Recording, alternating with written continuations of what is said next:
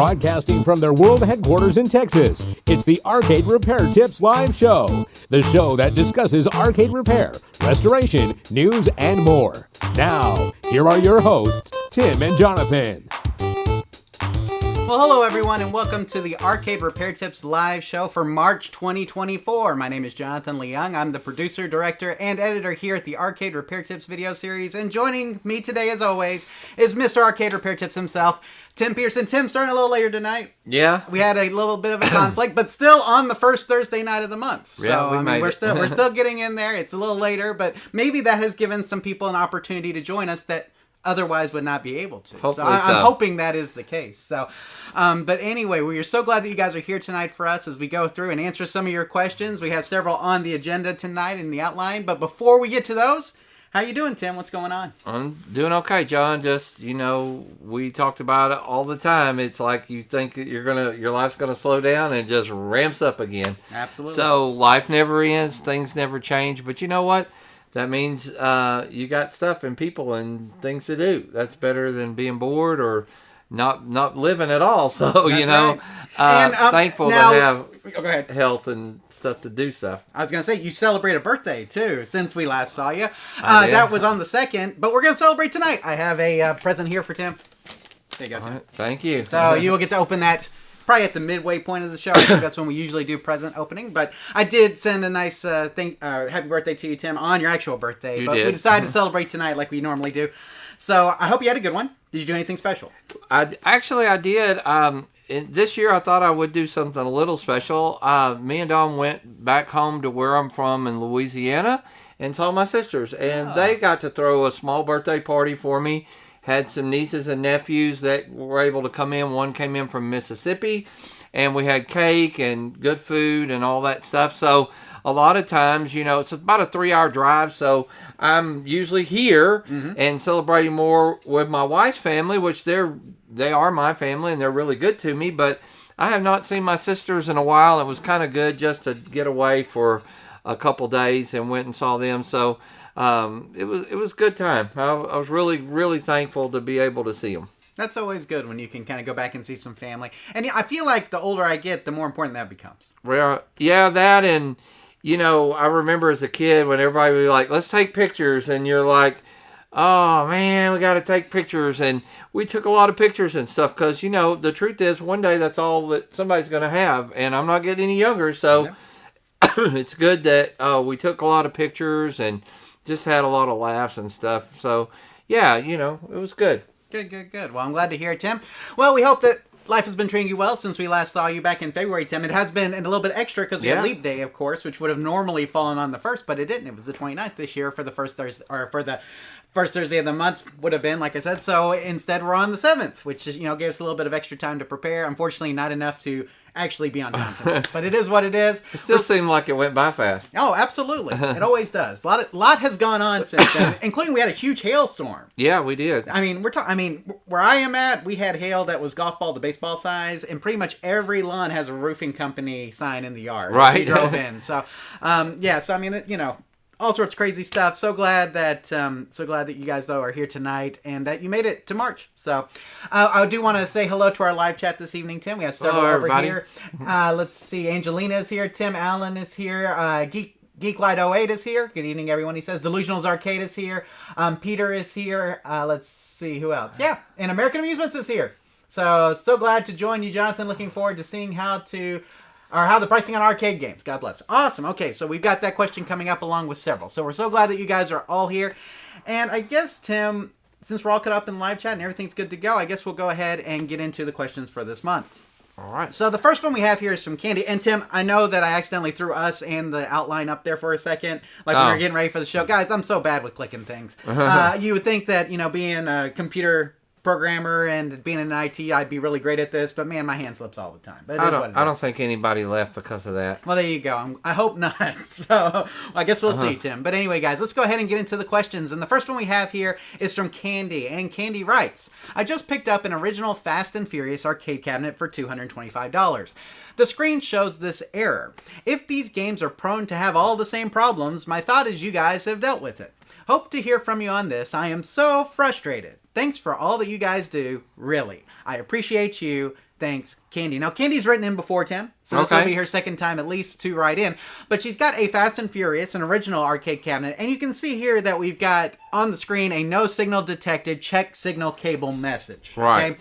So we've seen this a lot in different arcade games and such. So what is going on with Candy's Fast and Furious arcade cabinet here?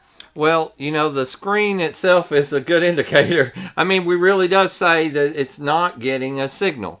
So what we're talking about is it's not getting a signal from the board or from the PC, probably in this case, to the monitor.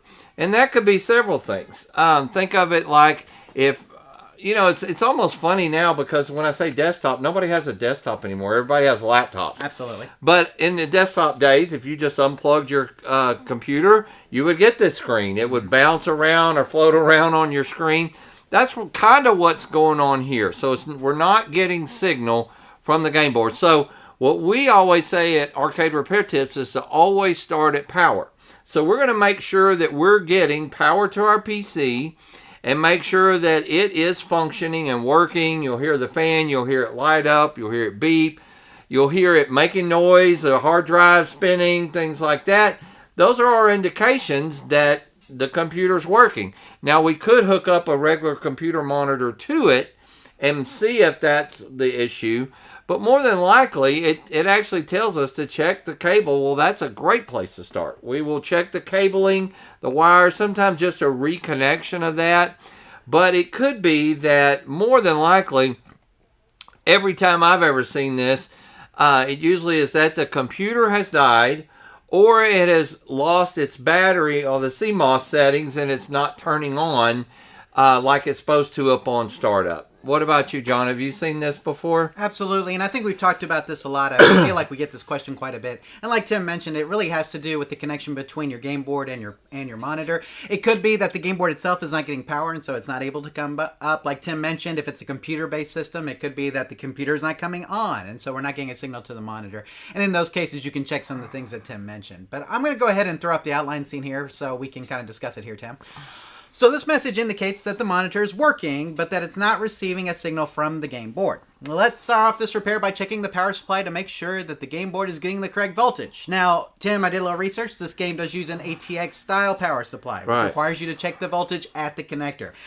Tim, those wire colors, if you will, for people who may forget, how do we know what wire colors coordinate to what voltages? Well, usually the red wire is your 5 volts and the yellow is the 12, but not necessarily. Right. The way we're going to look at it, we're going to actually see where it connects to the game board to see, we can look at our pinouts and see what color that wire is and follow it back. Of course, we can just test it with the meter and see which one is which, but usually the orange or red wire will be your 5 volts and the yellow or orange wire could be the 12. So it kind of depends, depends on the wiring. We need to look at our schematics, look at our pinouts and see where those voltages go, and that will tell us what wire color. So if the voltage is correct, and we'll go from there, then take a look at the input wiring between the game board and the monitor to ensure that it's making a good connection. You can also inspect the game board to see if there are any suspect areas that are keeping it from running properly. Now, Tim, Candy's actually in the live chat tonight. Okay, hello, Candy. And she says that the computer is working. She hooked it up to another monitor and same screen. So, so Candy, does that mean that you hooked it up to another monitor and you're still getting the input signal detected part? That's what it sounds like. Yeah, so it could be that the video has gone out on the board itself. That is a possibility. If you're hooking it up to a different monitor and still getting the no input signal, if the game board comes on and it's not putting out any video, then it could be a problem with the video section of the game board. Or if it's a PC-based system, it could be a problem with the video card, which is common. I want to say that Fast and Furious is an actual game board, Tim. I don't think it's PC based. The original. If it's the original, if it's a PC based board, then you will have a separate video card that'll hook up to. Now, Golden Tee, for instance, Tim, does have, even though it's a standard PCB, like arcade style PCB for a game board, still has a breakout video card on it, and so you may still have that set up there. But if we're not getting any video, then usually that would be more of a game board issue if we hook it up to multiple monitors and we're still... And she says it looks like a desktop, so it is a PC-based. Okay. So in this case, yeah, if the computer itself is coming on and it is PC-based and you've got everything hooked up, then it could just be a matter of, like we said, the video card malfunctioning in the game. There are replacement video cards you can get for those if you contact... That's a Raw Thrills game, right? Yes. So if you contact Raw Thrills, I mean, that's a very popular game, so I imagine they're still offering support on that. You can check Raw Thrills' website. They have a support number there you can call. Tim, do you know that off the top of your head by chance? I don't. I used to. I would have probably a couple years ago, but no, I don't know it off my head. It's ICE is the name of the company. Oh man, I should know that. 716. Well, isn't ICE and Raw Thrills different? Yeah. Well, it's same. They're Same in the tech same support? Same tech support, same building. Okay. They're just separate divisions, but yes, they would direct you for Raw Thrills plus 3 or whatever. Oh, gotcha. So, yeah, so what you may have to do is Should have contact it. them and see. Or you can send it off to repair, Tim. Eldorado Games will do repairs on PC-based systems like this. So we have if you go to our resources page at arcaderepairtips.com/resources, you'll find Eldorado Games under the arcade PCB repair section. And so you could also send it off to Eldorado. Eldorado is somewhat expensive, but they could get it up and running. Or you could also call Raw Thrills and see. Now, she's asking if the recovery disc will help at all. In this particular case, it may. I mean, it's worth a shot, but the fact that Probably you can't even... not. I was about to say, the fact that you can't even get a BIOS screen up, like we're not even getting the initial boot up, startup off the computer up, that's not a great sign. Typically, that means either a video card or motherboard. Well, and I will say this. I had a similar issue one time, Candy, and we tried everything. We did the motherboard. We did exactly what you did, everything, and it actually was the cable. It is possible because of the way those games are, because they come out of the PC and then they dip down and they turn around. That cord can have a broken wire. So I will encourage you before you send off anything to make sure, try a different computer cable and see, just in case that's not the issue, because I have seen that at least once, probably more than once. But more than likely, like Jonathan said, it's probably something in your video card. Or motherboard, because, I mean, typically we will get a BIOS screen at least. Like, Yeah. if the motherboard is functioning, you will get that. Not necessarily. If the video card is totally out, that may not be the case. So it could be a video card, could be a motherboard. Really just depends on what's going on with it, like I said. And you may have to... If you contact Raw Thrills, they can give you some troubleshooting on that. And if it's a video card issue, they could probably tell you that fast. Or like we talked about, just ship the whole thing off to Eldorado Games because they do specialize in that kind of stuff. It's a little on the expensive side, but they can get you up and running for sure. I almost said the number. I said 716. It is 716-759-0360. Now, Okay. now once I saw Okay, it, now I you got to remembered slow it it. down So for Candy so she can write it down. 716-759-0360. Okay, there you go. So if you call that number, you can get in touch with Raw Thrills technical support. And again, Fast and Furious is a game that's still very much out on route, and so I imagine they still have people there at tech support that can help you with it, right? Yeah, they're just good folks, too. I think they would try to help you no matter what. It's worth troubleshooting some with them. But Jonathan's right. The recovery disc won't do much of anything. If the signal is telling you it's not getting it, that would be more of if you're getting incorrupt files or something else on your screen. Yeah. Then you would do the recovery disk. A lot of times we'll see it'll boot to the black BIOS screen. It'll come up and it'll say like hard drive error. It'll say hard drive failure, something to that effect. Then we're looking at maybe doing the recovery at that point. But the fact that we can't even get that far really, like I said, kind of lends us more to either a motherboard issue of the underlying PC or a video card issue. Yeah. So, But definitely try to switch the cable. I mean, try a different cord just in case. And like I said, the only reason why I'm saying that's because of those driving games. A lot of them really get pinched up inside of there. And another thing is that driving games take a lot more physical force against them than other games do. And so those cables, like Tim's mentioned, over time, they can just wear. Like we were talking about. You can get a lot of wear on those cables. Yes. Because you got to remember, kids are turning that wheel, and that cabinet's just bouncing around. Especially if you've got something with force feedback. For sure. And after a while, those cables, it can cause havoc on them. So, and Tim's exactly right. So make sure you check the cable as well.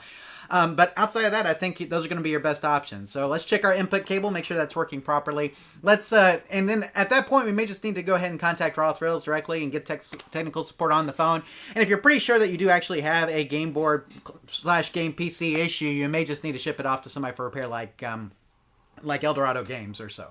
Yeah, and I wouldn't trust you may know some people that, like I know a really good one, or somebody that, but even people that are skilled in computer repair, that has a lot of proprietary stuff on it. You're going to need to send it to somebody who does this kind of repair for the best result, in my opinion. Yeah, and she does say that the computer's working, so I assume that you do see the fan coming on and that you are seeing a little bit of signs of life. And so if that's the case, then, okay, we know the computer's coming on, we're just not getting anything out of it. Right. And that's a little bit harder to troubleshoot, like I said, especially if you're not getting a BIOS screen, than it would be if you were...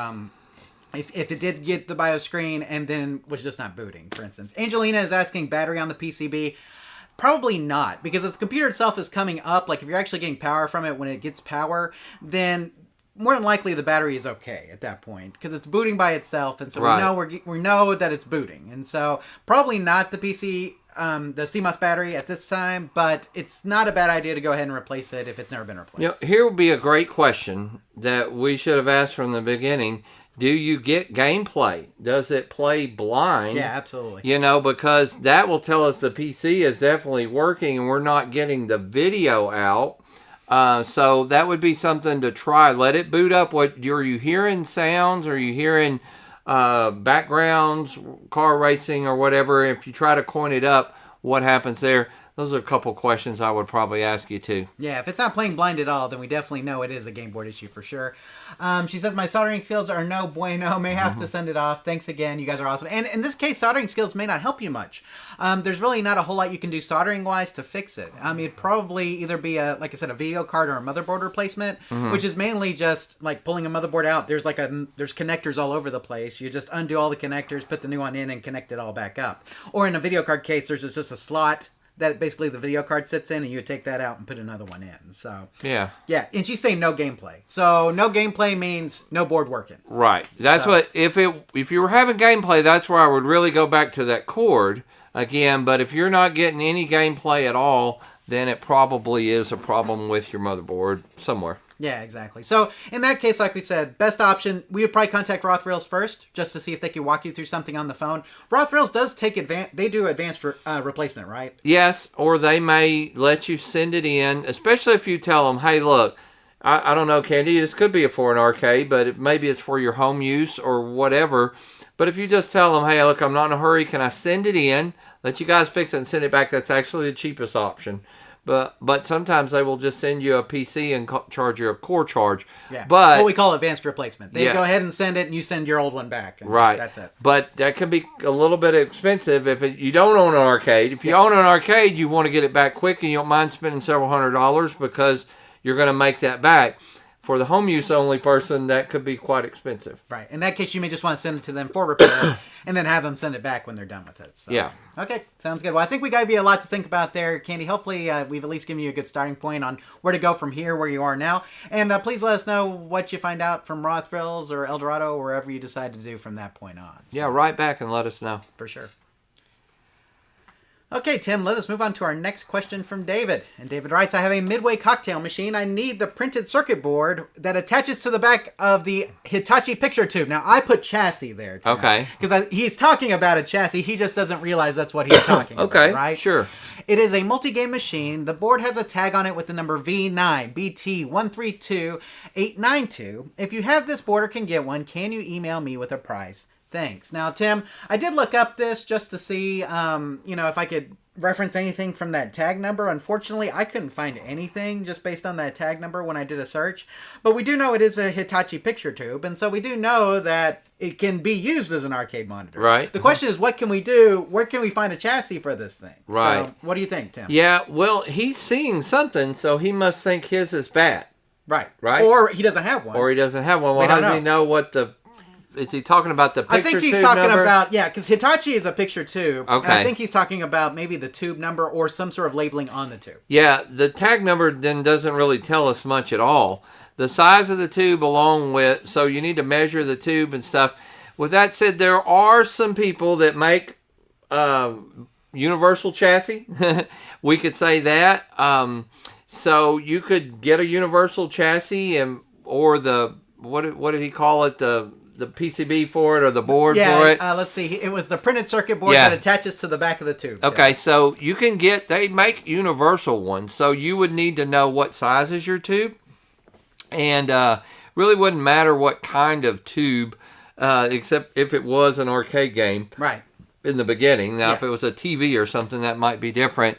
So I would try to get a universal tube and replace that, or universal chassis. Yeah, universal chassis. I'm sorry, but sometimes that's almost more trouble than it's worth than it is to just buy a whole new monitor. Sure. Sometimes you can just buy a new monitor and put in there. Those would be my suggestions. Sure.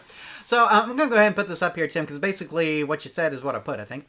Unfortunately, the tag number on the chassis doesn't tell us much because I looked it up, and again, there was nothing I could find with that particular tag number. The size of the tube, like Tim mentioned, along with any identifying labels on the tube itself, would help us find a better match. Including the previous information along with the yoke readings would give us the best chance to find a match. Okay, right. Tim? And you can take those yoke readings from the top. The junknet.net, I did not put that here, but they used to have like a little guide for how to check the yoke readings. You can probably find videos on it now. But if you know the yoke readings and the size of the tube, then you can usually find a compatible chassis.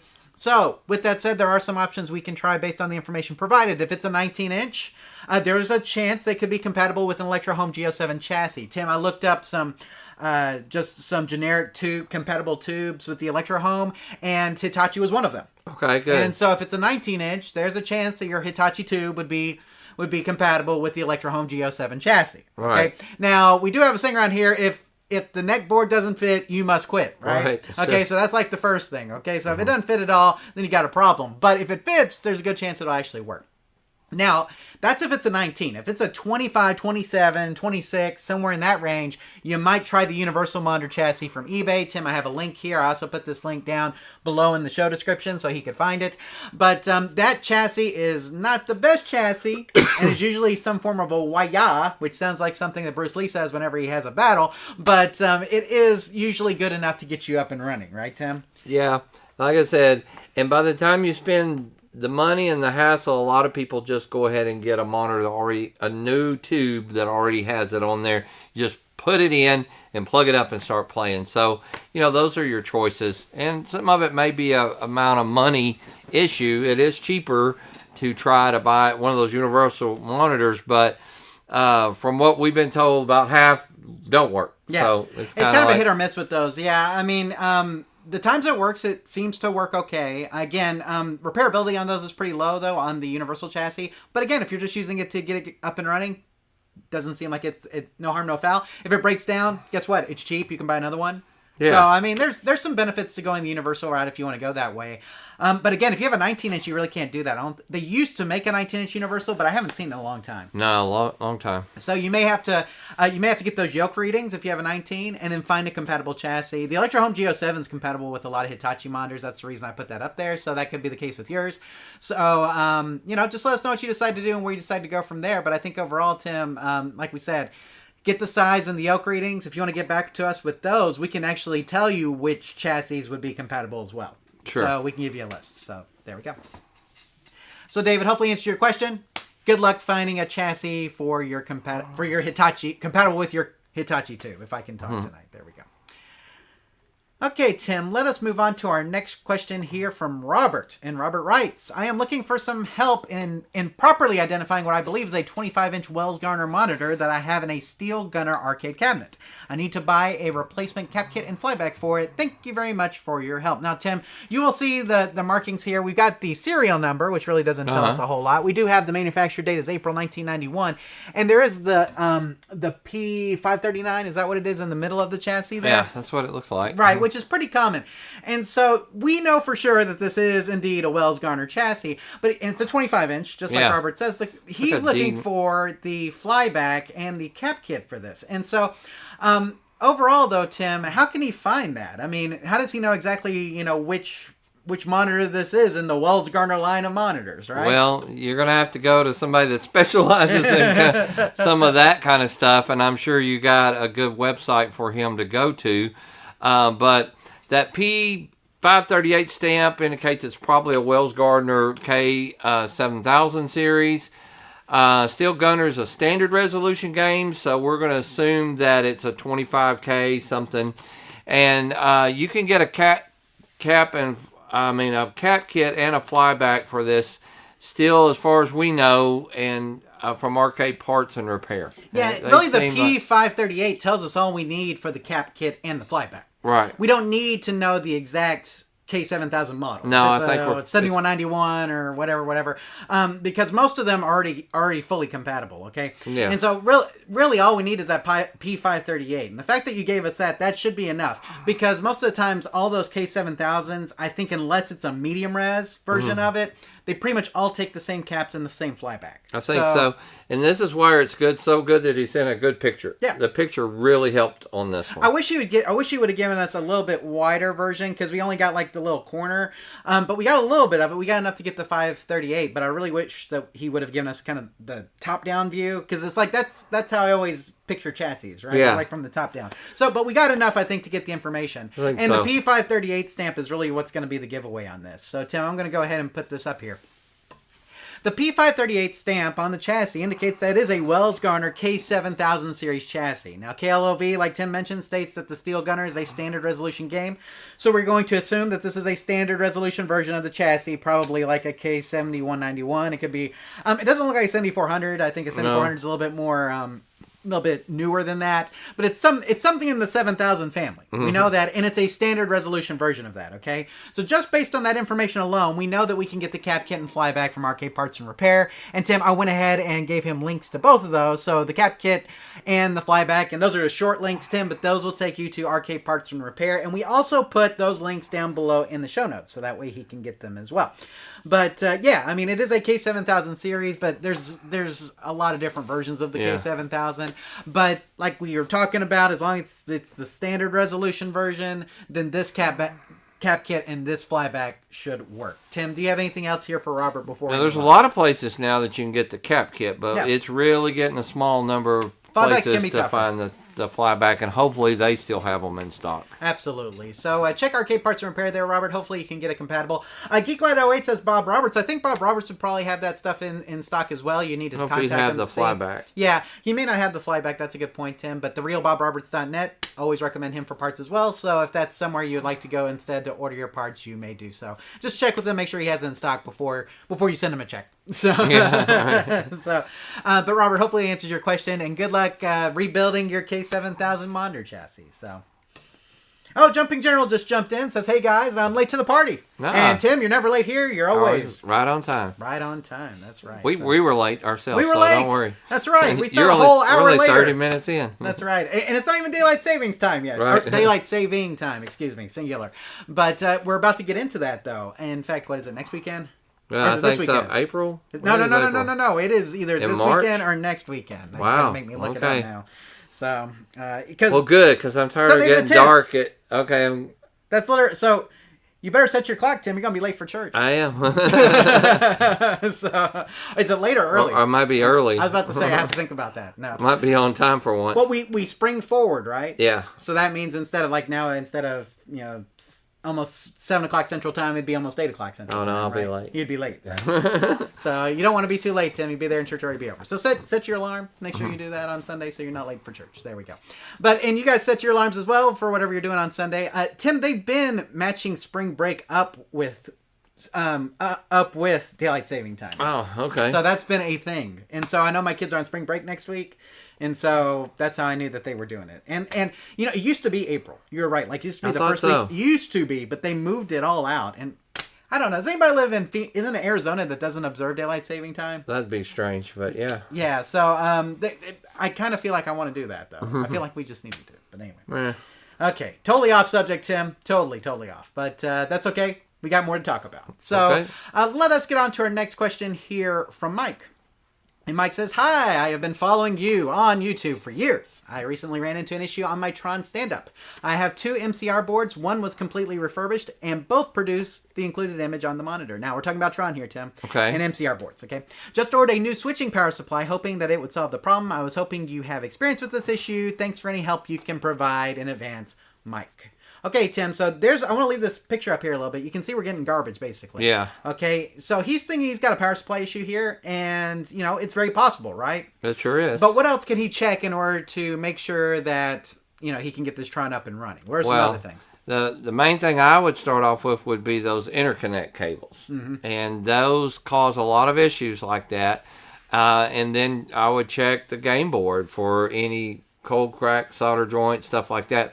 But them cables, those are the, you're talking about the ribbon cables that connect the boards together, right? Yes, and especially since he took them off and tried a different board.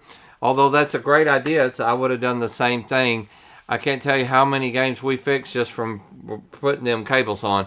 Outside of that, it's probably a board issue, and something's going wrong with his board. Maybe it's a bad ROM or whatever, but I would inspect that board really good, try to reseat maybe some of those chips. But boy, those ribbon cables sure can be suspect, and a lot of times the issue. Yeah, and Tim, he does say that he put a completely refurbished MCR in there. And so if that's the case, it should be working perfectly. Exactly. Okay, and so I would assume that the power supply is working, and but he didn't change the cables, right? Right, exactly. So so for the most part, that's why we're kind of leaning heavily on game board. But let's go ahead and put this up here real quick. While the switching power supply kit is not necessarily a bad idea, the fact that you had a completely refurbished MCR board hooked up and the game still didn't boot would seem to indicate a game board issue.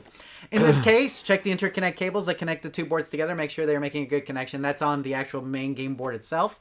Okay, and then check the game board for any cold, cracked, and or broken solder joints. Check the ROMs on the board. If they are socketed, gently push them to see if they can make a better connection to the board. And of course, Tim, we have an entire post on inspecting an arcade board that you can check for more general troubleshooting tips. Now, Mike wrote back, Tim. Okay, good. And this is what he said. He said he ended up replacing the power supply with the MCR switching power supply from eBay, and it fixed the issue and now runs with no issues. Nice. Now, here's the thing, Tim. It's not cheap, is it? It's not cheap. Wow. Okay, so this, and you can get it. Okay, he sent me the link. This is the link that Mike sent me. Okay, so the price is $409.99 plus shipping. Wow. Which shipping to us was going to be $59.60. So you're talking about fixing it for around $470 plus tax. So pretty close to $500 probably all in. Wow. Okay. Now, you can see how cool this is, though. It's pretty plug and play. Looks nice. It's very nice, and they use the same blue background and font, which is weird, as we do, as you can see. Looks like one of our slides. Yeah, it does. So it's, but there you go. It is a really nice MCR switching power supply there. And man, I tell you what, I actually heard a lot of people use these, and I think we talked about these in a previous show, Tim. Mm-hmm. And to hear that they actually work really well makes me feel good. You know what I'm saying? Makes me feel like, okay, well, I'm glad that we're working pretty well here. But yeah, $500, kind of steep for this. And to be honest with you, if this worked, the completely refurbed MCR board probably should have worked too. That's what I'm wondering. Why which is kind of, work. unless there was a hookup issue, which, Tim, hooking up MCR is a little tricky. Yeah. And so it could just be that maybe we had some hookup issues. But I'm glad you got it working with this. And to be honest with you, this will probably run a lot longer and a lot better. Okay, than what the original MCR, unless you bulletproof the MCR really good. But hey, if you're comfortable spending $500 and getting it all running, man, more power to you. And you got to remember, Tim, what Trons are worth now. I was going to say, it is a Tron. Right, exactly. So, I mean, what's a good running Tron worth nowadays? $2,500, maybe $3,000? Yeah. If it's fully restored. And so $500 is a minimal amount to spend on something, especially if it's something you're going to keep forever and you want to bulletproof it, right? Exactly. Okay, so, but just to give you an idea, YouTube Punk has an little emoji with the $500. Joe says $500. I better wash my car. Yeah, right. So mow the grass. And it's a little expensive because we've gotten an arcade game for that, right? Like we've got an entire arcade game. I bought a Tron for that one time. Right, exactly. So I mean, you can, like I said, so it is a little on the expensive side, Tim. But, if you're talking about a game you absolutely love, you want to run good for a really long time, and you got the money to do it, man, more power to you. Right. That's what I would say. So, Mike, man, if it got you up and running, you're good with it, and you're happy with it, man, don't listen to us at all. That's what I would say. But I only question it because I would have thought that the completely refurbished MCR board should work. Yeah. That would have been my thing. I did put a link down below if you guys want to check it out on eBay. I think he only had one left in stock, whoever the seller is on that. He'll probably have some more ready at some point, But again, kind of steep pricing. But if you're going to, like I said, if you want to keep it forever, maybe it's worth it. Maybe so. There you go. So, Mike, we're glad that you got your Tron up and running. We're glad it wasn't a game board issue. And hopefully that switching MCR power supply in there will last for a long Yeah, and really appreciate you writing us back and letting us know that. Yeah, we love the what updates. was the fix, so that's good. Yeah. So what I do, Tim, is I usually email people whose questions are going to be on the show. And so a lot of times they'll email me back, and that's what happened with Mike there. Is he actually emailed me back. Nice. And so when I send those emails, and typically, we take the emails we get every month and we take a selection of those, right? Right. And so it's it's usually something that they've sent within the last month or within the last live show, and so people are usually good about responding if they've got it fixed at this point. So there you go.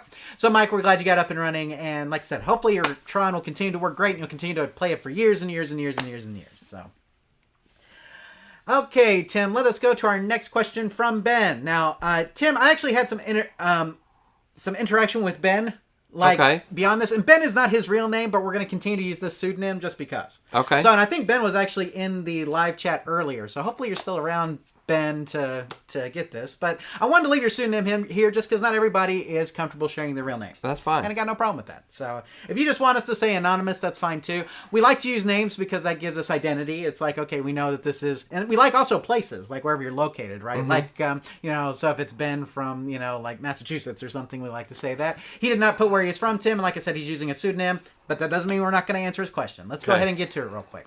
So Ben writes, "Hello, I wonder if you or anyone you know can help me adjust the pricing on my video games. I have racing and driving machines. I bought them for my own game room. Most are set at $1, but I want to set them at 25 cents. My game room is in a very poor area." Okay. So Tim, first off, we want to applaud Ben for this because me and Tim have a philosophy that we believe that when games are set cheaper, they'll get played more and you'll actually end up making maybe more revenue because of it. Okay, so. Because if people can, if they know that they can play more games, if they can get more out of their money, that they're going to spend more a lot of times. So having your game set on $0.25, 50 cents, below the dollar mark, a lot of times I think does encourage people to play the game. Okay, and me and Tim kind of share this philosophy. We also have the same philosophy with crane games, that we think that cranes shouldn't be set to impossibly hard, that they should be set to pay out maybe double whatever you're putting in the crane is. Is that about right? Sure. Just so you are making money, but then you have people who are winning. And when people see other people winning at a crane, guess what they're going to want to play? They're going to want to play. And so that's what we're always here to do, is we're here to encourage people to play arcade games. And one of the ways we can do that is by lowering the price. Now, Tim, how do we set the desired price that we want on our arcade machines? Well, it all really depends on the game. Sure. So a lot of them are just a soft dip or something that you go into the settings and you change the price. What really matters, though, is the coin mech inside. And so some coin mechs, they all probably take quarters, or that's probably what he's basing. It probably takes 4 quarters to play. So in order to take 4 quarters, there's probably a setting on your game board itself. So we need to know get the manual for your game board. He didn't say what specific games. There's a lot of driving games. Sure. Or you might have to go in, maybe a soft or a hard dip, something you change on the board. Yeah. So really, realistically, we need to know what game's on that. Now, having said that, the game doesn't know except for that it got triggered at a time. Right. I've seen games that would take a slug and would count it as a coin. So be careful there. You want to make sure that, and if you said your games are in a really kind of poor area, but it sounds like you're a nice guy and are trying to help them out, give them some games to play. There's even nickel or dimes. There's any coin mechs that you could get. So just if you want to be on quarters, which, was what we like because that's what we grew up on and we like to hear that quarter hit, then you're going to need quarter mechs in there. And then you're going to have to go into either your game settings somewhere or on your board. Either way, you're going to need the manual. We're going to need to know what kind of game. Hopefully, it'll help you further from closer to that. And I don't know, Ben, if you're really familiar with like just what Tim is saying when he says hard dip and soft dip. So hard dip switches there's a bank of little switches that are on game boards, and you flip the individual switches to tell the game how much it is per play. And so a driving game that has hard dip switches that are actually on the game board would be Cruis'n USA, right? Sure. Cruis'n USA has actual physical hard dips that you have to change on the physical board itself. So you open up the back of the cabinet, you look at the game board, you've got to change those dip switches. With the power off. With the power off. Tim usually has his little tiny flathead screwdriver that he'll use to do that. And so some games you'll have to do that on. Other games you'll have to do these, what we call soft dip switches, which are actually in the game settings. So to access the game settings, you would need to use the test mode button, okay? And so what you do is with the game on, you would hit the test mode button, which would bring up an operator menu that would have a coin settings option that you would select to change it there, right, Tim? Mm-hmm. And those are pretty easy. You can figure those out. If depending on how old the game, a lot of your newer racing games, like the Fast and Furious we talked about earlier, even Cruising and stuff, a lot of them will have a soft dip where you go in there and actually change. You might even change it from make sure it's on quarters or coins or tokens or whatever you have it set on. Absolutely. So Tim, I'm going to go ahead and throw this up here so we can kind of show it. Now, you're talking about Fast and Furious. This was from the Fast and Furious manual, and it is, as you can see, a soft. It's in the test mode settings here, Awesome. And so you can see that picture that I have here on the left. I know it's not real clear, but that's actually from the manual for Fast and Furious. I figured I'd put that up there since we'd already talked about that. But the coin settings for most modern games can be found in the test mode. In order to access this mode, you'll need to press the test button while the game is powered on. This button is usually located inside the top coin door, right, Tim? If you have like a bottom where the coins are held, and then you have the top where the coin mechanisms are, like Tim was saying, it's usually in the top. It's usually a little button back there that you hit. If you cannot locate a test button, you may need to wire one up using the correct pin locations on the harness. Now, that means you basically have to, where the game board connects, you need to find like which pin corresponds to the test mode, actually run a physical wire from there to a button. And so hopefully that's not the case on yours. Hopefully that test mode button is already there. On older games such as Cruising USA, dip switches may be used, and hardware dip switches may be used to modify the coin settings. Okay, please consult the manual for your game in order to find out which method you should use to adjust the coin settings. So, you may say, I don't have the manual. Okay, if you do a search for the game on Google with the word manual after it, more than likely you will find a manual for your game. Okay, you'll find a PDF version, and that's all you need to know how to set the dip switch settings for your game. And whether or not it's a hard dip or a soft dip or anything like that. So, but yes, dip switches like on older boards, right, and sounds like going to mode setup. Yes, so it just depends on the game. Like I said, newer games though, you will need to probably get into test mode to change it. Tim, do you have anything else here before we move on? No, just let us know if you want to give us some specific games, Ben. Write us back. Maybe take a couple pictures. Maybe we can help you even further. I hope some of that makes sense. Sometimes thank you, John. Sometimes we just say stuff assuming that everybody knows what we're talking about. If any of that sounded foreign, please let us know. We'll be glad to help you or make that a little easier to understand. And I'll also say this, Ben, we exchanged some emails, and like a lot of people know here, we also talk about non-arcade stuff, and we always encourage people to share if they're having tough times. And Tim, it sounded like Ben was going through some hard times, so we just want to let you know, Ben, you're in our thoughts and our prayers. We're thinking about you, and we hope that those hard times you're going to overcome real soon. I did share your email with my friend here, so that my friend Tim, because me and Tim are very close, and so we just want to let you know that, man, whatever you're going through, we think you can make it through it, and we're going to keep praying for you and keep thinking about you. So, sound good? Yes, thank you. Thank you, Ben, for writing, and we do want to encourage everybody. We started this a long time ago because we couldn't get anybody to work on our games, and we had to learn, and, we always said we didn't know everything, but we knew a few things, and what we would want to share. But we have met some of the nicest people and some mentors to us and people like that.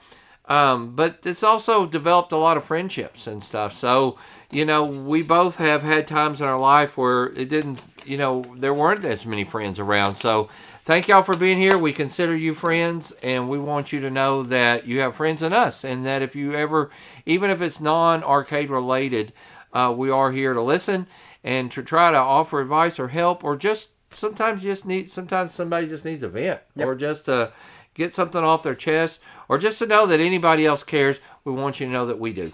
Absolutely, Tim. So, Ben, hopefully answered your question, and please let us know if you need additional help. If you get us a list of games, we can definitely help you out with how to set those coin settings on those as well. So, okay, Tim, let us move on to our last little section here in our question section. That's the quick question and answers, Tim. Okay. So, for those of you guys who may be new to the show, this is where I throw 3 quick questions right at Tim, and he rapid fires the answers right back at us. So it just gives us an opportunity to knock out some questions really quickly that may not take as long as some of the questions we've already covered. And so in this section tonight, we have 3 questions. I'm going to go ahead and put them up on the screen right now.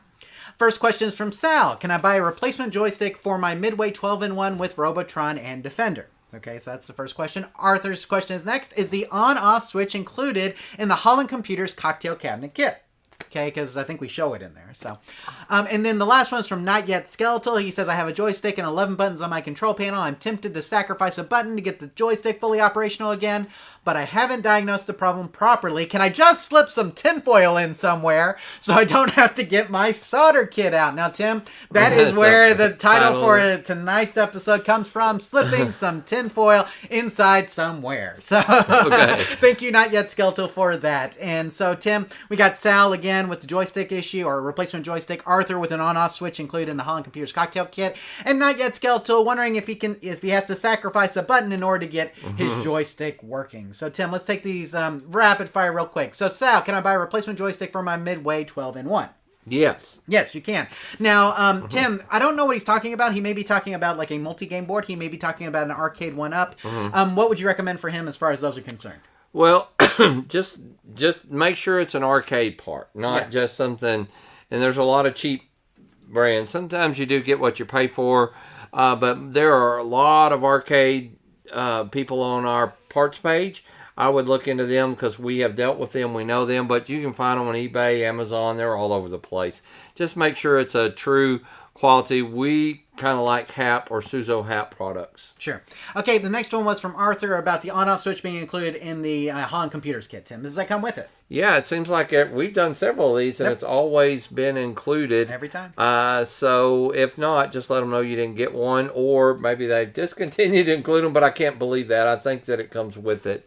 Just talk to them. And as you guys may know, Holland Computers is one of our preferred resellers for parts and things. And I will tell you this, their technical support is great. And I've dealt with them before even they were like a premier sponsor here. And their technical support has always been good. Very good. Even when I didn't know Bill, who owns the place. Even before I knew Bill, like personally where we were communicating, I've always gotten great customer service from them. So if you're missing a part in your cocktail cabinet kit, make sure you contact their technical support. They will help you out. And then last one from Notyet Skeletal, Tim. Do I have to sacrifice one of my buttons in order to get my joystick working? No, they make replacement joysticks. Don't do that. What about slipping some tinfoil? They make replacement micro switches, and by all means, we do not recommend using tinfoil for connections. Okay, just making sure. Yeah, I mean, for replacement fuses, keep tinfoil away from your game as far as possible. But it's real simple to just crimp. They make solderless ones if you're not really good at soldering. They make crimp style connectors that you just squeeze, put on there, and you strip the wire. No soldering is required.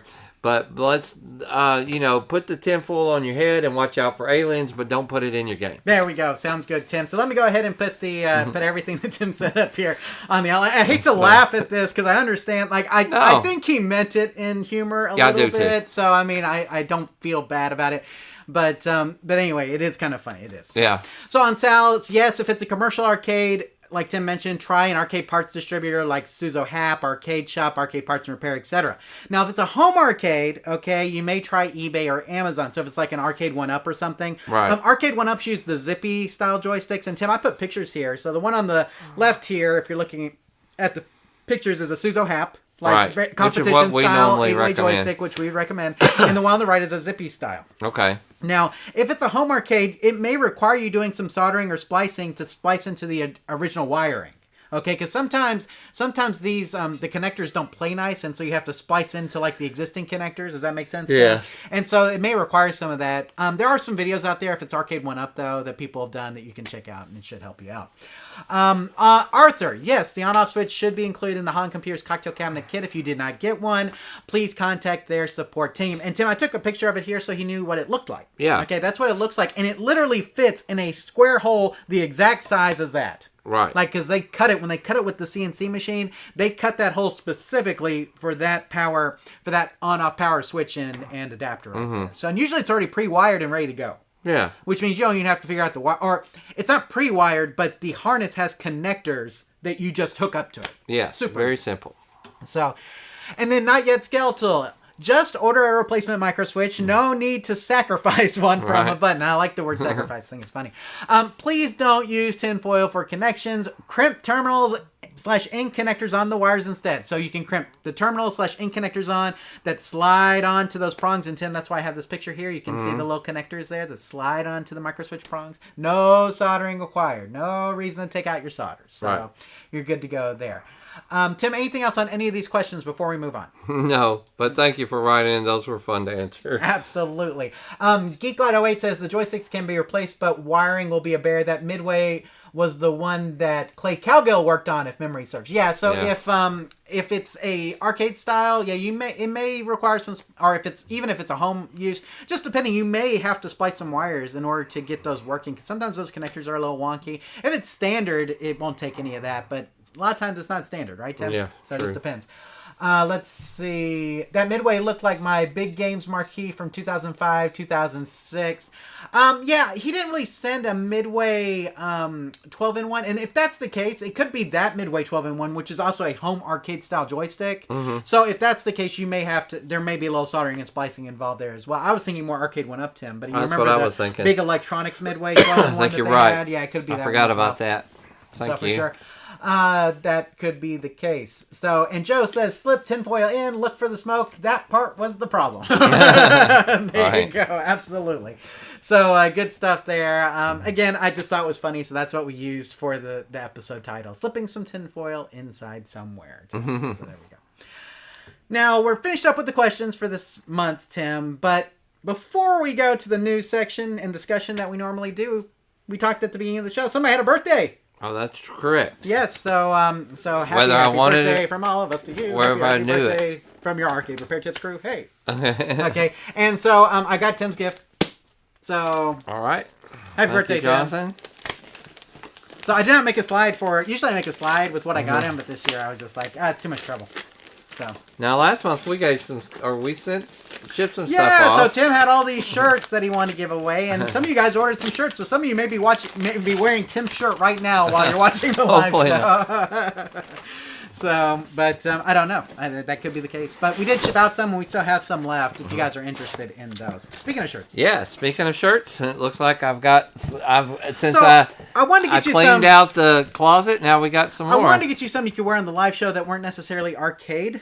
Okay. So these aren't necessarily arcade, but I just I wanted to do something different this time. So there's one for you there, Tim. All right. Now I like this one. First off, bowling is cool, guys. I don't care who you are, and Tim, we should all bowl more. But I like the quality of that shirt. Yeah. Feel the quality. Yeah, it has a good, very soft. Good quality good shirts. weight.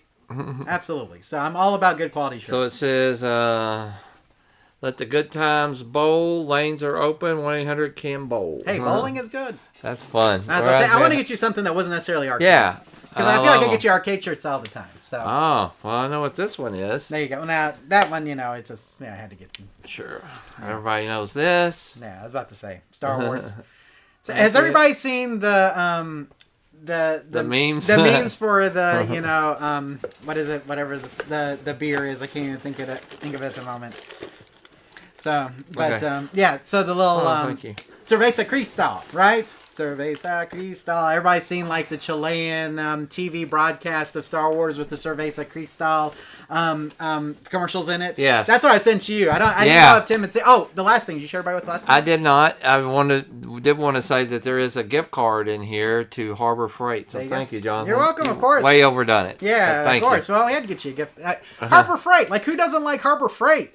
And it's like one of those deals where I like when I go in there, I don't really, I'll have a gift card, and I have no clue what I'm going to get. But they always have the coolest gadgets or something. I'll be like, oh, I need one of those. I need one of those. And I got some projects coming up, so I definitely could use some new stuff. Absolutely. Now, not all of their tools are super quality, but they'll get the job done if you're a one-time or something like that. Right. So, YouTube Punk says, thank you for the shirts. He got his. Oh, nice. So if you still want one of Tim's shirts, we still have some. Now, I think all the 2XLs are gone. So everything I have is XL, but I'll show them up here. So if you send an email to questions@arcaderepairtips.com saying you're interested in purchasing one of Tim's leftover shirts, we did sell some. So, and then I say sell, we just charge people shipping. So we saw the back in the day shirt here. Like I said, most of these, I think all these are XL. Here's a Centipede. Is this XL? Centipede one. This one's from the movie Pixels, right there. So I got game, and this is XL too. These are all. I think these are all XL. So, and I actually threw some of mine in here just to. There's a nice. That's an America Atari T-shirt. There's an actual Atari T-shirt. And then we have a Camaro. If you want any of these, if you're interested in buying, what we were doing is, it was shipping. If I did priority mail, it was $9, and I would give you up to 3 shirts. So, So basically, if you ordered 3 shirts for $9, you got them for $3 a shirt. Yeah.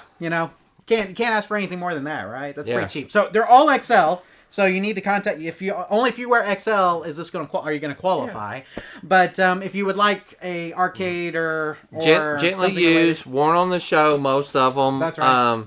If Tom Brady was selling his jerseys, that would have been a good deal. But just pay the shipping. Just hate to throw them out. Yeah, exactly. You just pay the shipping. No longer fit me. So for $9, you can get 3 T-shirts, 3 XL T-shirts. I mean, where else are you going to find T-shirts for $3 a pop? That's what I would say. So where do they need to email us to contact you if they still questions want some at arcaderepairtips.com. Email me. Let me know you want some of Tim's shirts. And so maybe somebody's even ordered some shirts. They might want some more. Sure. Okay. If you want some more, that's fine. Let's get rid of Still going to do it. It's $9 pretty much to ship anywhere in the United States. And like I said, you can get up to 3. You can take less than 3. Some people want less than 3. One person wanted one signed. I think it was the Gaddy shirt, right? Yeah. And so me and Tim signed the Gaddy shirt. Went to, I forget who that went to. So, yeah, we'll sign it too. If you want us to sign one, I don't mind signing them. So I dropped it off at Tim's house. He dropped it back off at mine. So it was easy. But shirts are still available. YouTube Punk got some shirts. You can get some shirts too. Again, 3 for $9, basically, including shipping. So pretty good deal. But anyway. But not my new shirt. Not your new shirts. That's right. Keep the new shirts. Happy birthday, Tim. Maybe a few years from now. Yeah, he'll wear them 3 times on the live Hopefully, show. one day I'll be back in those shirts and I'll have to sell the bigger ones. That's the goal. There you go.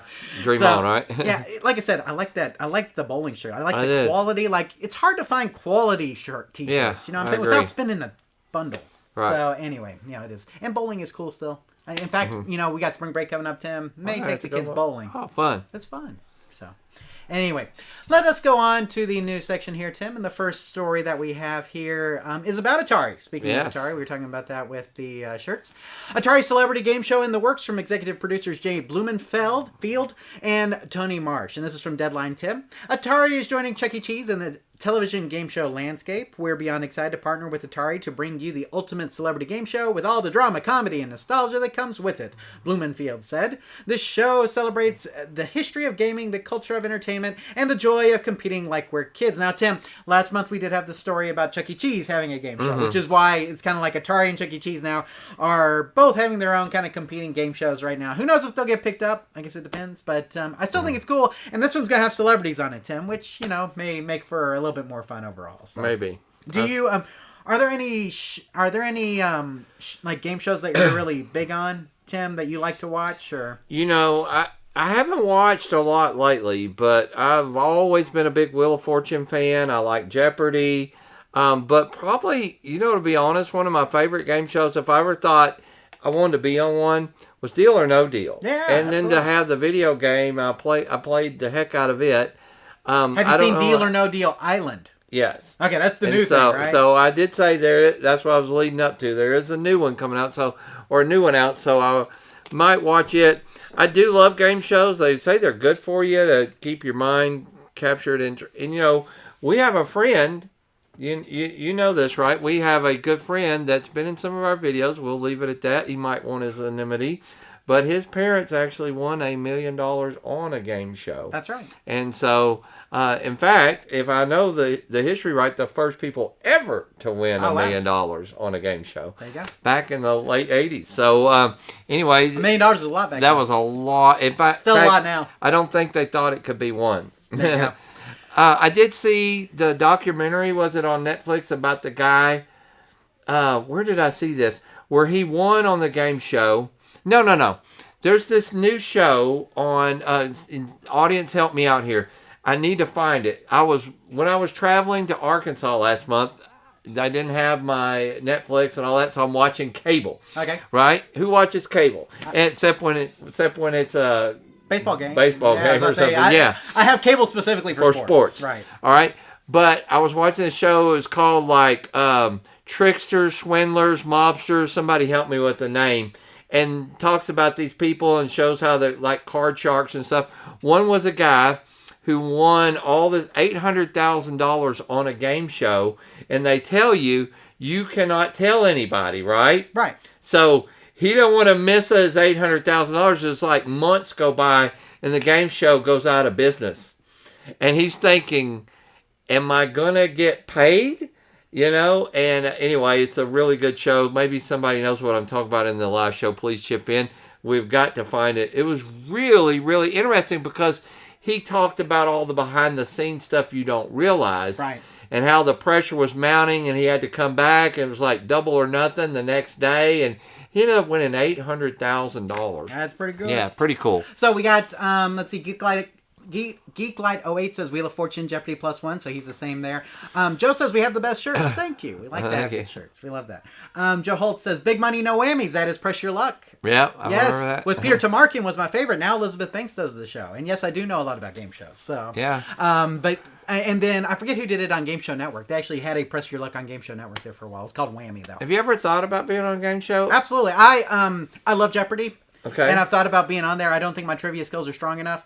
But there's a guy from the Dallas area who is in the Tournament of Champions, and he was a 3-game winner. He just knocked off like a 22-game winner in the tournament. Wow. So, in fact, I think they're playing. I think they played today. I need to watch. I have not watched today's episode. I think he was playing again. His name's Jared. But he's from the Dallas area, and he was playing again tonight in the tournament. So, I need to watch that. We did meet a guy that was on Deal or No Deal. Oh, really? And if you remember, Jonathan, he won and bought a seafood place. He's from here. And was wanting a video game to put in it. Yep. And it just never worked out. And anyway, I can't remember his name now. I can see his face. Yeah. And one day I was sitting in bed watching TV. He had won on Deal or No Deal. He was on Wheel of Fortune.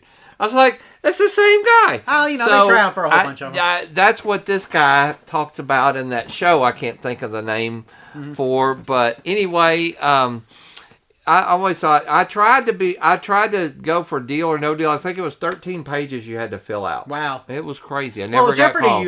you have a quiz, and then it's still luck of the draw, even if you do well in the quiz. Right? You have to qualify, which is interesting. Geeklight08 says Match Game on Buzzer Network. Reruns are awesome. There was one that I watched. I watched the new Frogger reboot on Peacock when they did that. So Frogger's basically The Floor is Lava. Oh, okay. Okay, but it's based on the video game Frogger, so they have all of the things and everything. It was really good.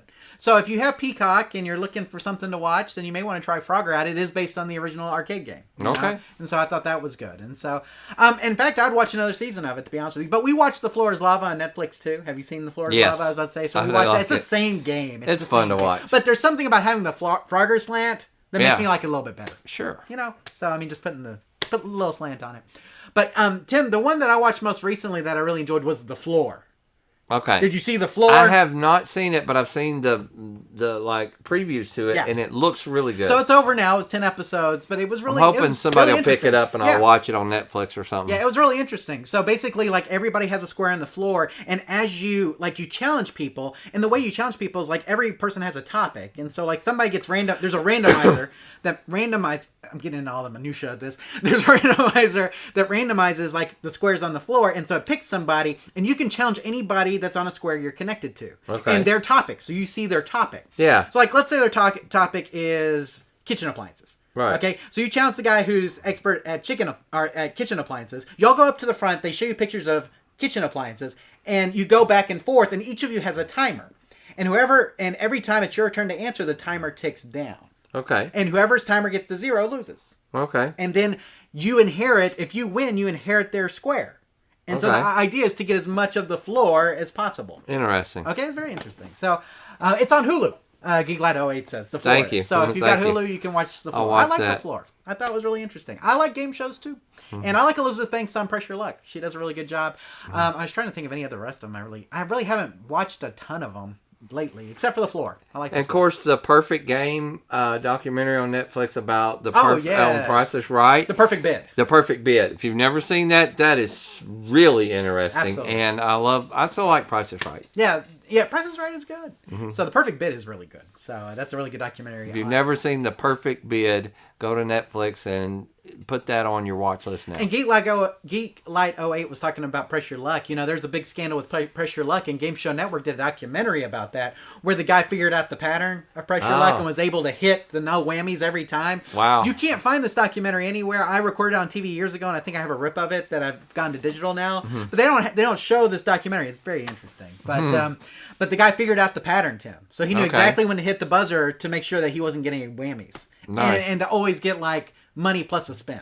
Super interesting. So, interesting. So I like game shows. Looking forward to the Atari game show and the game show from Chuck E. Cheese. And hopefully both of them get picked up and I get to watch them. But you know, the nice thing about game show is, Tim, is that there's not a whole lot of writing involved, unless it's Jeopardy, of course. You got the Clue Crew there. Right. But, you know, there you go. Oh, Geek Light 08 says the Quiz Lady is also good. I don't know that one. So there you go.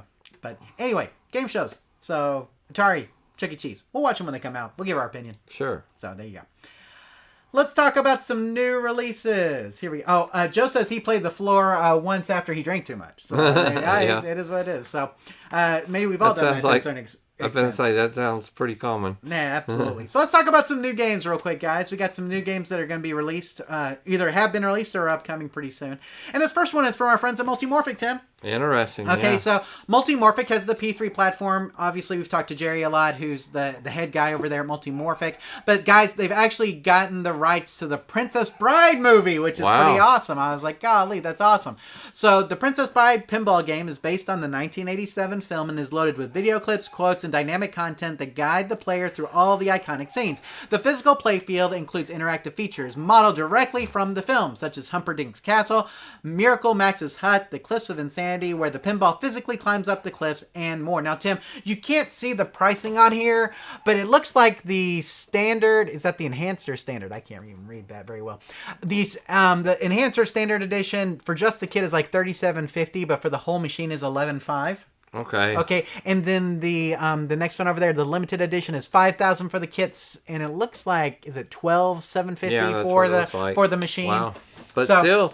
Think about if you'd invested a long time ago, you could get these kits now and not have to buy a new machine. That's I think the whole purpose, when the P3 came out, I think the platform was what, $10,000, and you got like some extra. You got a lot of games with it. You got a lot of like you got at least the first 3 game packs for free. You got like Lexi Lightspeed, Cosmic Kart Racing, and then like the bonus one that had the Canon game with it. Yeah, like you got all 3 of those kits with it, and so that was a really good deal. Obviously, pricing has gone up, just like everything has gone up. But when you think about investing in a platform, that's the nice thing about it. Like we mentioned, you spend the $10,000 and now you just spend like $37.50 to get the kit. You know what I'm saying? So you're not having to shell out the $6,000 or $7,000 you'd have to shell out for an entire new pinball machine. So pretty cool. And I mean, I'm a big Princess Bride fan. Tim, do you like that movie? Yes, I do. Yeah, it's a great movie. Everybody likes it. Everybody likes that movie, right? It's a great movie. Absolutely. So if you haven't seen it before, you should watch The Princess Bride. Put that on your list of things to watch and tell us what you thought next month if you haven't seen it. But it is a really good film, and we do highly recommend it. So, and I'm looking forward to playing this. Tim, if you're going to be at Pinball Festival, I do believe they're going to have units there. Nice. Now, Pinball Festival is next weekend. And me and Tim will not be there. More than likely. It's going to be a stretch. And Mark fussed at us a little bit about that. And I'm okay with that because he's right. We should be there. Next year, we're going to try to make a real push for it. The problem is, Tim, it always sneaks up on me.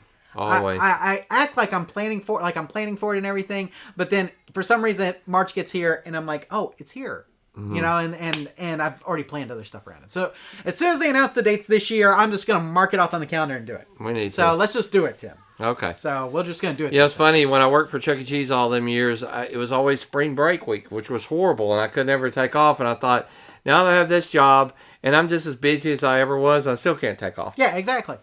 So it is what it is. And, you know, now, I mean, obviously all those years we went, I didn't have kids and all this kind of other stuff. And it's like, when you had kids, you had 2 more schedules to everything that you're doing. And so it's just, we got a lot going on. So that's true. It is what it is. And I know it's spring break week, which is really nice, but I mean, we've got stuff that we want to do. And the problem is that's at the end of spring break when I'm we're going to start getting slowly back into the routine. Agree. Which is not fun. But anyway, Texas Pinball Festival next weekend. So if you're in the area, you should go. If you've never been, you should go. It's always a good time. You get to play all the new pinball machines. Highly recommended. Lots of friends are going to be there. And Tim, that's probably the thing I miss more than anything, more than playing the games, more than seeing all the sites, more than going to all the seminars. I miss hanging out with friends. For sure. And that's definitely the best part of it. So.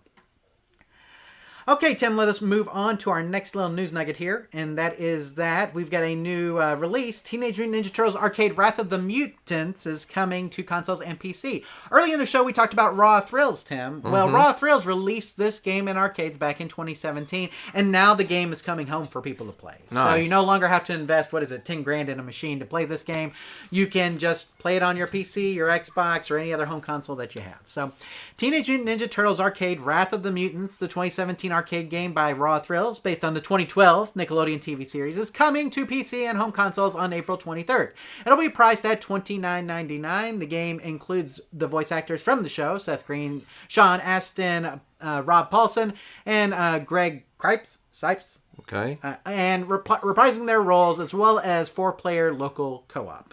And Tim, can we really ever get too much 4-player local co-op? Of course not. I'm like, that's like the sweet spot, right? That's like where everybody wants to be. So I love this game. I like to play it. We still play it at the arcade. Tim, we have an arcade here called Grand Slam that my kids like to go to.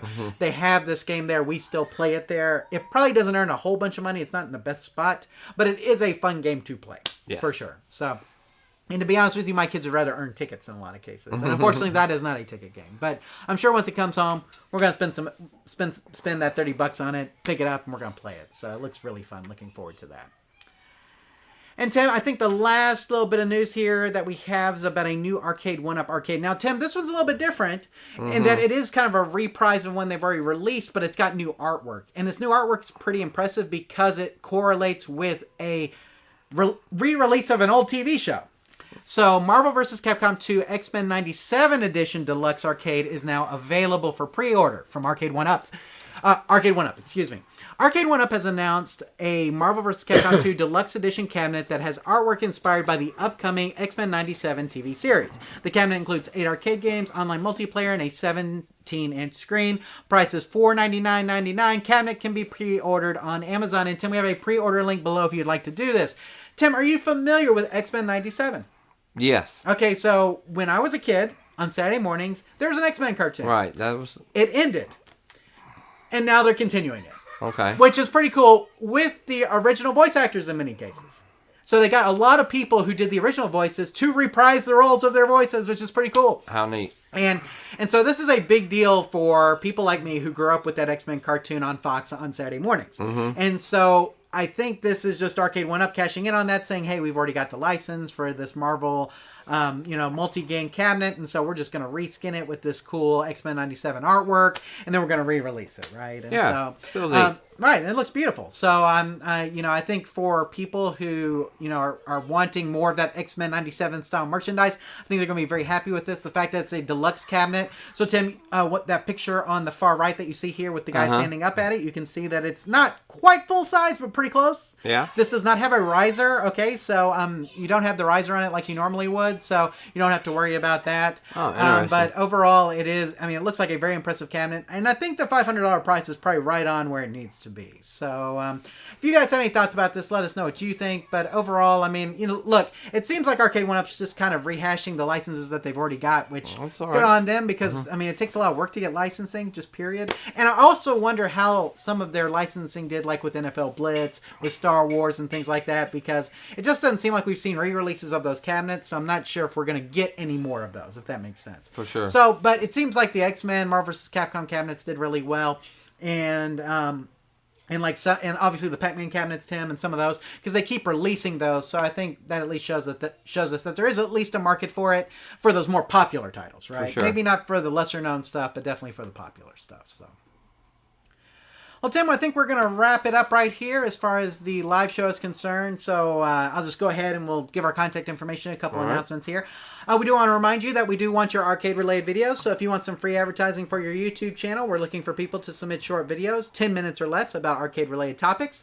Please send a link of your video to questions@arcaderepairtips.com, and our staff will review it. If we like it, we'll use it during one of our live show episodes. Make sure to put a plug-in for your channel so people will know where to find you. We look forward to seeing your submissions. And Tim, we put this out there every every live show, basically because we know that there are some arcade-related channels out there where you may be close to that monetization threshold, maybe not quite there as far as subscribers or views go. And so this is just a way for us to give you some advertising to hopefully get you over that monetization threshold so that you can actually monetize your videos. Not that they pay a whole lot, Tim, but at least you can get something from all your hard work. But we will want to encourage you to do that. So if you want a little bit of free advertising from us, send a video of yours to questions@arcaderepairtips.com. We'll review it, and if we like it, we'll use it right here on the live show for you. And then we have our contact information. We have our general email that we've given out several times throughout the show, Tim, but now we'll give out again. That's questions@arcaderepairtips.com, questions@arcaderepairtips.com. And if you put live show in the subject line, we will save it for the live show. Otherwise, we may just try to answer it whenever we get around to it. But if you would like it on the live show specifically, make sure you put live show in the title, and that will make sure we put it on the show. But regardless, send your questions to questions@arcaderepairtips.com if you have any questions about anything arcade repair related or otherwise, right, Tim? That's right. There you Anything. go. And we also have our YouTube page. Of course, if you guys are watching this live, you know where our YouTube page is. But if you are not watching this, maybe you're listening to this on the Question and Answer podcast feed or somewhere else, then you can go to youtube.arcaderepairtips.com and look up the video for this episode and make sure that you actually get to see us as well as hear us. And Tim, we do want to remind people that if you're listening to this on the audio podcast feed, we do not broadcast the after show on the audio podcast feed. So if you want the after show, make sure you go to YouTube, look up this episode, and then watch the YouTube video for the after show if you would like to see it. And of course, comments from the last live show, we try to cover on the next episode. So if you leave a comment on this episode 85 show on YouTube, we will try to get around to that comment on the next live show. So make sure you stay tuned for that. But again, youtube.arcaderepairtips.com to get to our YouTube channel. And then, Tim, we do have our podcast feed where we keep our live show audio, our interviews podcast, our question and answer podcast, and all the other content that we have. And you can subscribe to that on iTunes at itunes.arcaderepairtips.com, or on Spotify at spotify.arcaderepairtips.com, or on Audible at audible.arcaderepairtips.com. Just depending on wherever you aggregate your podcast, of course. Tim, I have a different app that I use than all of these. So maybe you use something different. But you can pretty much find us on any platform. If you just do a search from Arcade Repair in your favorite podcast app, more than likely you'll find us. So that is something to keep in mind. But again, itunes.arcaderepairtips.com for the iTunes page, spotify.arcaderepairtips.com for Spotify, and audible.arcaderepairtips.com for Audible. And if you feel so inclined, please leave us a 5-star review. We would love to have more reviews there. Obviously, that helps our podcast get a little bit more notoriety out there, gives us a little bit more visibility for people. We do appreciate it. And if you don't give us 5 stars, contact us to let us know what we're doing wrong. We'd be happy to take constructive criticism, right? Oh, I thought we'd block them. Oh, okay. Well, we could do that too. No, we can take it. Okay, we can take constructive criticism. So there you go. And then we have our social media pages. We have our Facebook page at facebook.arcaderepairtips.com and our Twitter/X page at twitter.arcaderepairtips.com. Tim, I still can't call it X. Yeah. No matter what I do, I still can't call it X. But not the same. Yeah, we do want to thank Mark for all of his contributions. Like I said, he was telling us that we should come to Texas Pinball Festival, and I totally agree with him, except for the fact that we're not going to do it this year. Hopefully next year. But we want to thank Mark for all of his contributions for sure. And be sure to subscribe on one of those pages in order to get all the latest news from Arcade Repair Tips. Of course, Tim, we post all of the arcade news we find there, and we also post information about when the live show happens. So that way, if you would have been on the feed, you would have known that we started an hour later last night. Maybe you're coming in now and you're like, oh, wait a minute, I didn't miss that much of the show. So I don't know, but again, facebook.arcaderepairtips.com for our Facebook page and twitter.arcaderepairtips.com for our Twitter X page. Make sure that you go ahead and subscribe to one of those if you are so inclined. So there we go. Okay, are we done? We're done. We're done. Now, at this point in the show, if those of you guys who are new, we usually wrap it up. So we're going to wrap up the regular live show, but then about 5 to 10 minutes, if you stay tuned right here, we're going to have the after show. Now, the after show is basically where me and Tim just basically talk about the stuff that we want to talk about. So that means movies, TV shows. What else, Tim? Sports, other things. Now, we do take arcade questions during that time as well. So if you have one of those, you can still leave it in the live chat for us, and we'll try to get around to that.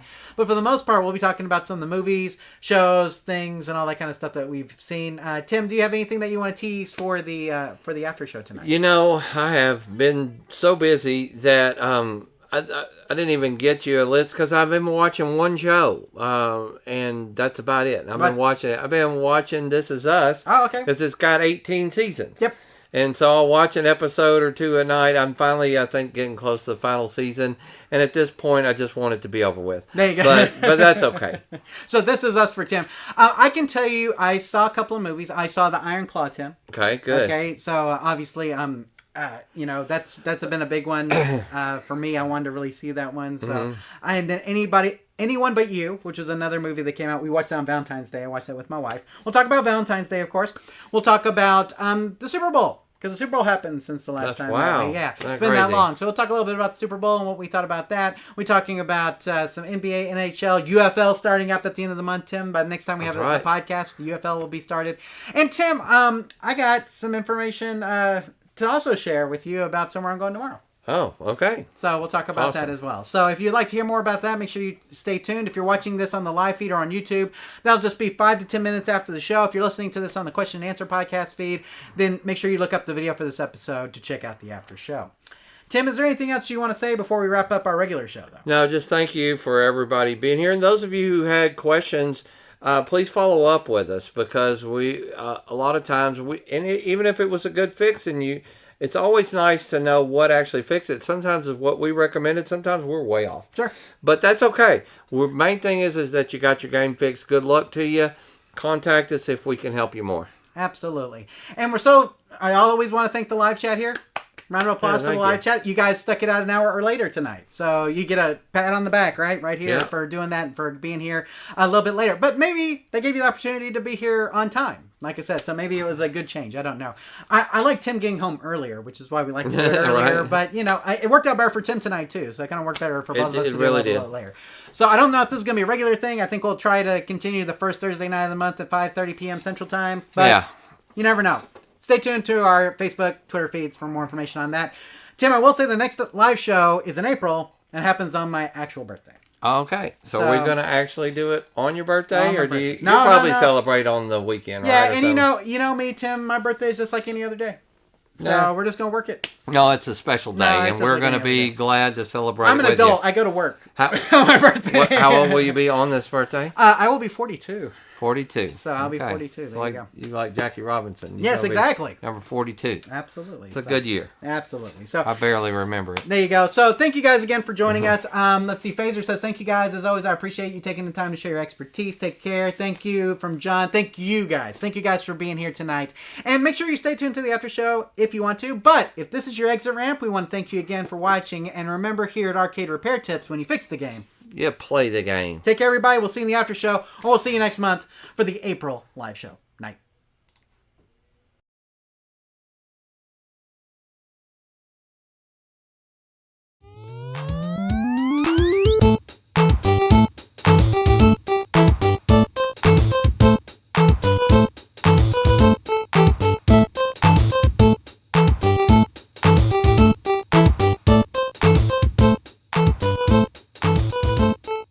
Thank you for watching this episode of the Arcade Repair Tips live show. All of our past episodes are available on our website at arcaderepairtips.com or on our YouTube page. This show is intended for entertainment and educational purposes only. Please consult a professional before attempting to repair any coin-operated machines yourself. The preceding program is a Varcade Entertainment production.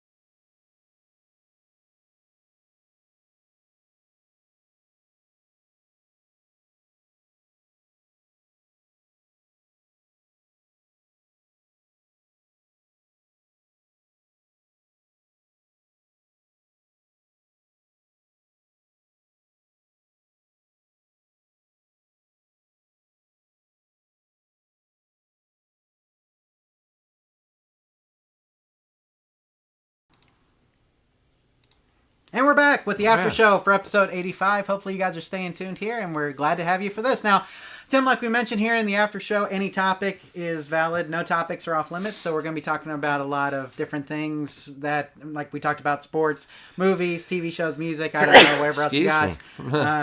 But whatever you have, you can throw in here. So if you've got any we'll TV... still take arcade game question too. Absolutely. So, but if you have any TV shows or movies that you're watching that you'd recommend, let us know that too.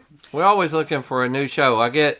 I'll just kind of get on one show. Like we said, I've been watching the same one, and about one episode, 1 hour long episode a night is about all I can put in. And we're so glad that you guys are watching us instead of State of the Union tonight. Well, you're much better off, I think. I don't know. I mean, you could be listening to what's happening in the country, or you could be listening to us. So, I mean, I think we're more entertaining, but we'll see. So.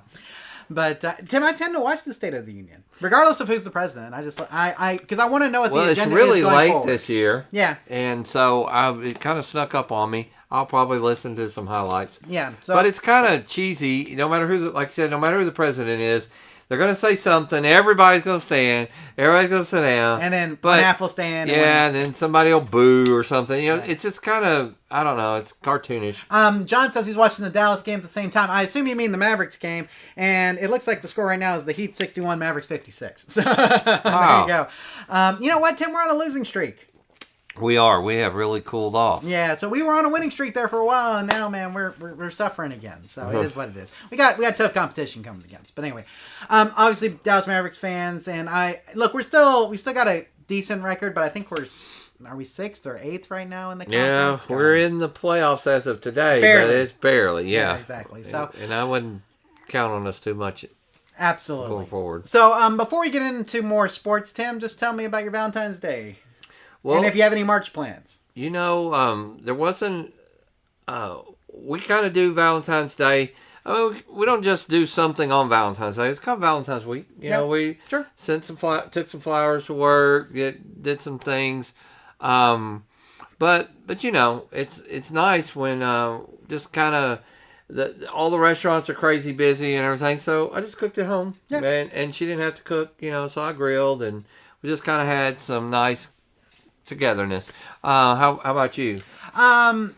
So I actually me and my wife took off, and we just spent the day together, and we sent the kids to school, and then they got off, and we kind of all celebrated together, and we cook at home because we don't want to fight the restaurants either.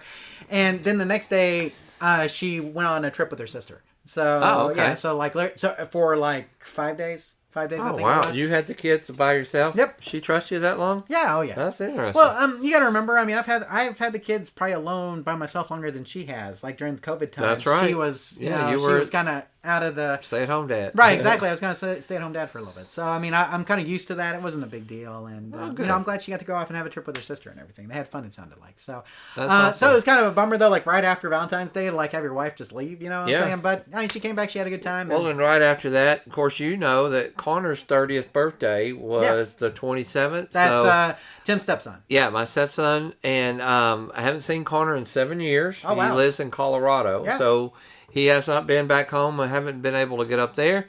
So for his 30th birthday, we flew him home, and he got to spend a little time with me and his mom and his grandparents and everything. So it was really good to see him, and that was kind of fun. So that was after Valentine's deal, but his birthday was right before mine. Flights from Dallas to Colorado are surprisingly reasonable. Yeah. I mean, like, really. Yeah, it really wasn't too bad. Yeah. And the problem is you can get a really good price, but you only get like one good time. Yeah. Like the time going here was pretty good, but his time getting home was like he left at 6 and got there at 11 or something at night. American Airlines, because I have a lot of points and stuff with them. The only one that comes with Tyler also. Yeah, oh, yeah, that's true. You should check Southwest, though. Southwest has some great fares. Yeah. So, obviously they've had some problems lately. But I'm glad you got to see Connor. I hadn't seen Connor either. So I remember when Connor was just a little kid. So, yeah. But I hope you like seeing Colorado. Hopefully it's great there. So yeah, I don't know. It's beautiful. I don't know if Connor was ever in our videos, but he was definitely around a lot when we did a lot of filming back in the old days. He's definitely in some of the blooper reels and things like that. I don't know if he's in the actual videos, but he's definitely in the blooper reels. He's 30 years old now. That's hard to believe. So it's like you're like 10 years older than me, and I'm 10 years older than him, I guess. Yeah. That's how it works. So, I think so. There you go. Okay. But, I'm glad that you got to see him, because that's always a treat. You got any big plans for March? Again, I have been so busy at work that, and I'm going to continue to be. So I'm working while the work is good. And my wife is a teacher, so she'll be off next week. We've been doing all this remodeling on the house. She is a pretty good painter herself, like details like around your door and the trim and stuff. She's going to do some of that herself. I think she got a bunch of new cabinet doorknobs or something she wants to replace. And I'm like, go for it. But we've been doing a few little projects together. And also, she's kind of got some stuff that she's going to work on. So hopefully next week I'll be working and staying out of her way, and she'll get some stuff done. There you go. But it's all good. So no really big plans. A lot of you know this, Sean, but my work has taken on the whole state of Arkansas. It's now in our district. So I got to go up there week before last. I was in all over Arkansas. If you live in Arkansas, I was in your town probably. I was about to say, you didn't go by and see your friend Steven? Man, in Fort Smith? No, I did not go, except for the northwest corner. Okay. I was in Little Rock, Texarkana, Greenville, all the way over to Greenville, Mississippi, Hot Springs, Mena, Arkadelphia, all those places in North Little Rock, Pine Bluff. Anyway, so I almost got to see David, and it really got so late one night, we were both like, he's probably going to come here next month. Yep. So we were like, okay, that's all right. We'll see you next month. John says he lives in Arkansas. What part, John? I was all over the place. There you go. And he's the one that's watching the Dallas game right now. And I will be again. So now that they're in my district, every chance that every time I get caught up, you guys might remember last year I flew and went all over the country. Well, we need so much help right now in Arkansas that I'll probably go up to Arkansas. And I love it up there. I love to visit up there. I don't know if I could live there all the time, but I like it. Absolutely. I could come close. Geeklight08 says he's rewatching the original Shogun before new Shogun, and also he watched the Nickelodeon Super Bowl. What'd you think? Did you watch the Super Bowl on Nickelodeon by chance? I did not, but guys, I didn't really hear about it till later. And I think my daughter she called me and she's like, who do you think's going to win? And we were talking. I'm like, are you watching the Super Bowl? She said, like, yeah, I'm watching on Nickelodeon. She thought it was hilarious. Mm-hmm. She thought it was funny and she enjoyed it. And my daughter, who has never probably seen a Super Bowl in her whole life, watched the game by herself. Well, a lot of people did that because of Taylor Swift, Tim. A lot of those Swifties. Yeah, maybe. She's not a big Swift fan. I think she just kind of wanted to see what the hype was about. Okay. I don't know. I think maybe she was just bored. She was home alone and watched the Super Bowl, and we both talked on the phone and kind of bantered a little bit about it, which was fun. Yeah. Joe says, it's the State of the Union tonight. I honestly didn't know it must be bad or it'd be all over the news. Yeah, hey, State of the Union, like I said, I think whoever's the president is, I still like to listen to it because basically it tells you what their plans are moving forward, right? That's the whole point of the State of the Union. Right. It's like, this is what my agenda is. This is the things I want to push for going forward. So regardless of who the president is, I like to at least listen to it. So I'll be at work with my headphones in. I'll listen to it. It's nice to kind of see what their agenda is. Would they like to get accomplished? It's all dependent on Congress and a lot of other factors. But it's nice to hear what would you like to see get accomplished in the next few months, and speaking with of politics, the election coming up. Right, and speaking of politics, you don't have to tell me who you voted for, but did you vote in if you were one of the states in Super Tuesday, did you vote? Or if you had a primary already in your state, have you voted? I'm just curious to see how many people have voted. Okay. So I voted. Tim voted. I did. So we voted, but you don't have to tell us who you voted for, just did you vote? So because I'm curious to see if you've had the opportunity to vote, have you actually voted? So there we go. John says he lives in North Central Arkansas, Tim, but his daughter goes to college in Little Rock. Okay. Well, I was definitely in those areas. And Little Rock was definitely a different town. But my favorite place, I think, is still Hot Springs. Once you get out of the touristy area, I was kind of staying on, John knows this, I was on the other side. And my hotel was overlooking a lake, and it was just beautiful. Just beautiful. I had some of the best, and you guys know me from my travels, I had some of the best pizza I've ever had in my whole life, and that's saying something. Wow. There's a lot of pizza going down this belly, and I had some really good pizza in Hot Springs, some of the best. And all I can tell you, it was kind of a bar place right across from Oaklawn. Oaklawn is the horse racing place there. And it was right across the street. And, man, it was good. There you go. So I'd drive 2 hours to go eat that pizza one night. Oh, wow. It was good. So let's see. I think we're caught up on the live chat a little bit. John does say Hot Springs is great. Lots of gangster history, baseball history there, apparently. Yes. So there you go. I like baseball history. So, okay. So let's go ahead, and since we didn't have much for March, my wife's birthday is coming up. We'll obviously do something for that, but I don't think we have a whole lot in March either. So. Oh, that's right. She will have a birthday. And obviously, Pinball Festival next weekend. Yeah. So, but there you go. Joe's going into investments. He says his advice is to invest in physical gold like 6 months ago. It's been going wild the past week or so. Now, have you heard what happened though? Like all these people, Warren Buffett and Walmart family and I think they do that a lot more than we realize, and people are kind of panicking over it. But it is kind of creepy a little bit. It's like, whoa, they sold the billions of dollars in stocks got sold. And yeah, cryptos are going crazy. I got an alert one day. Remember we talked about we don't use Robinhood much anymore? Right. But I had some old Doge coin on there, whatever. And all of a sudden one day it sold. And I'm like, I put like double whatever I had into it. I think I made $247 or something. And it was at one time was down to like $20. Wow. I was like, what the heck? I'd put a high number. If it ever sells, I'll just leave it alone. And it sold the other day. So, what a crazy ride. John is asking if the pizza place was Rocky's Corner. Yes. Okay. That was it. Rocky's. Okay. He knows. So, there's a place in Plano that you really need to go to. No. Andrew's American Pizza Kitchen. Never heard of it. I'll try it. Hey, you were talking about places that are fantastic. So Andrew's was actually written up by the Washington Post as one of the best pizza places in the nation. They do every style there. You can get New York, Chicago. That's cool. But they're known for Dallas style. Oh, Dallas. And they have a Dallas style pizza. So well, I'm gonna put that on my to-do Andrew's list. American Pizza Kitchen. Andrew's American Pizza. Double APK. But he knows Rocky's is the place. Okay. You're going through Hot Springs. Well, I want you to go to Andrew's and let me know. Okay. Okay. We'll so it's compare. up like Plano area. Okay.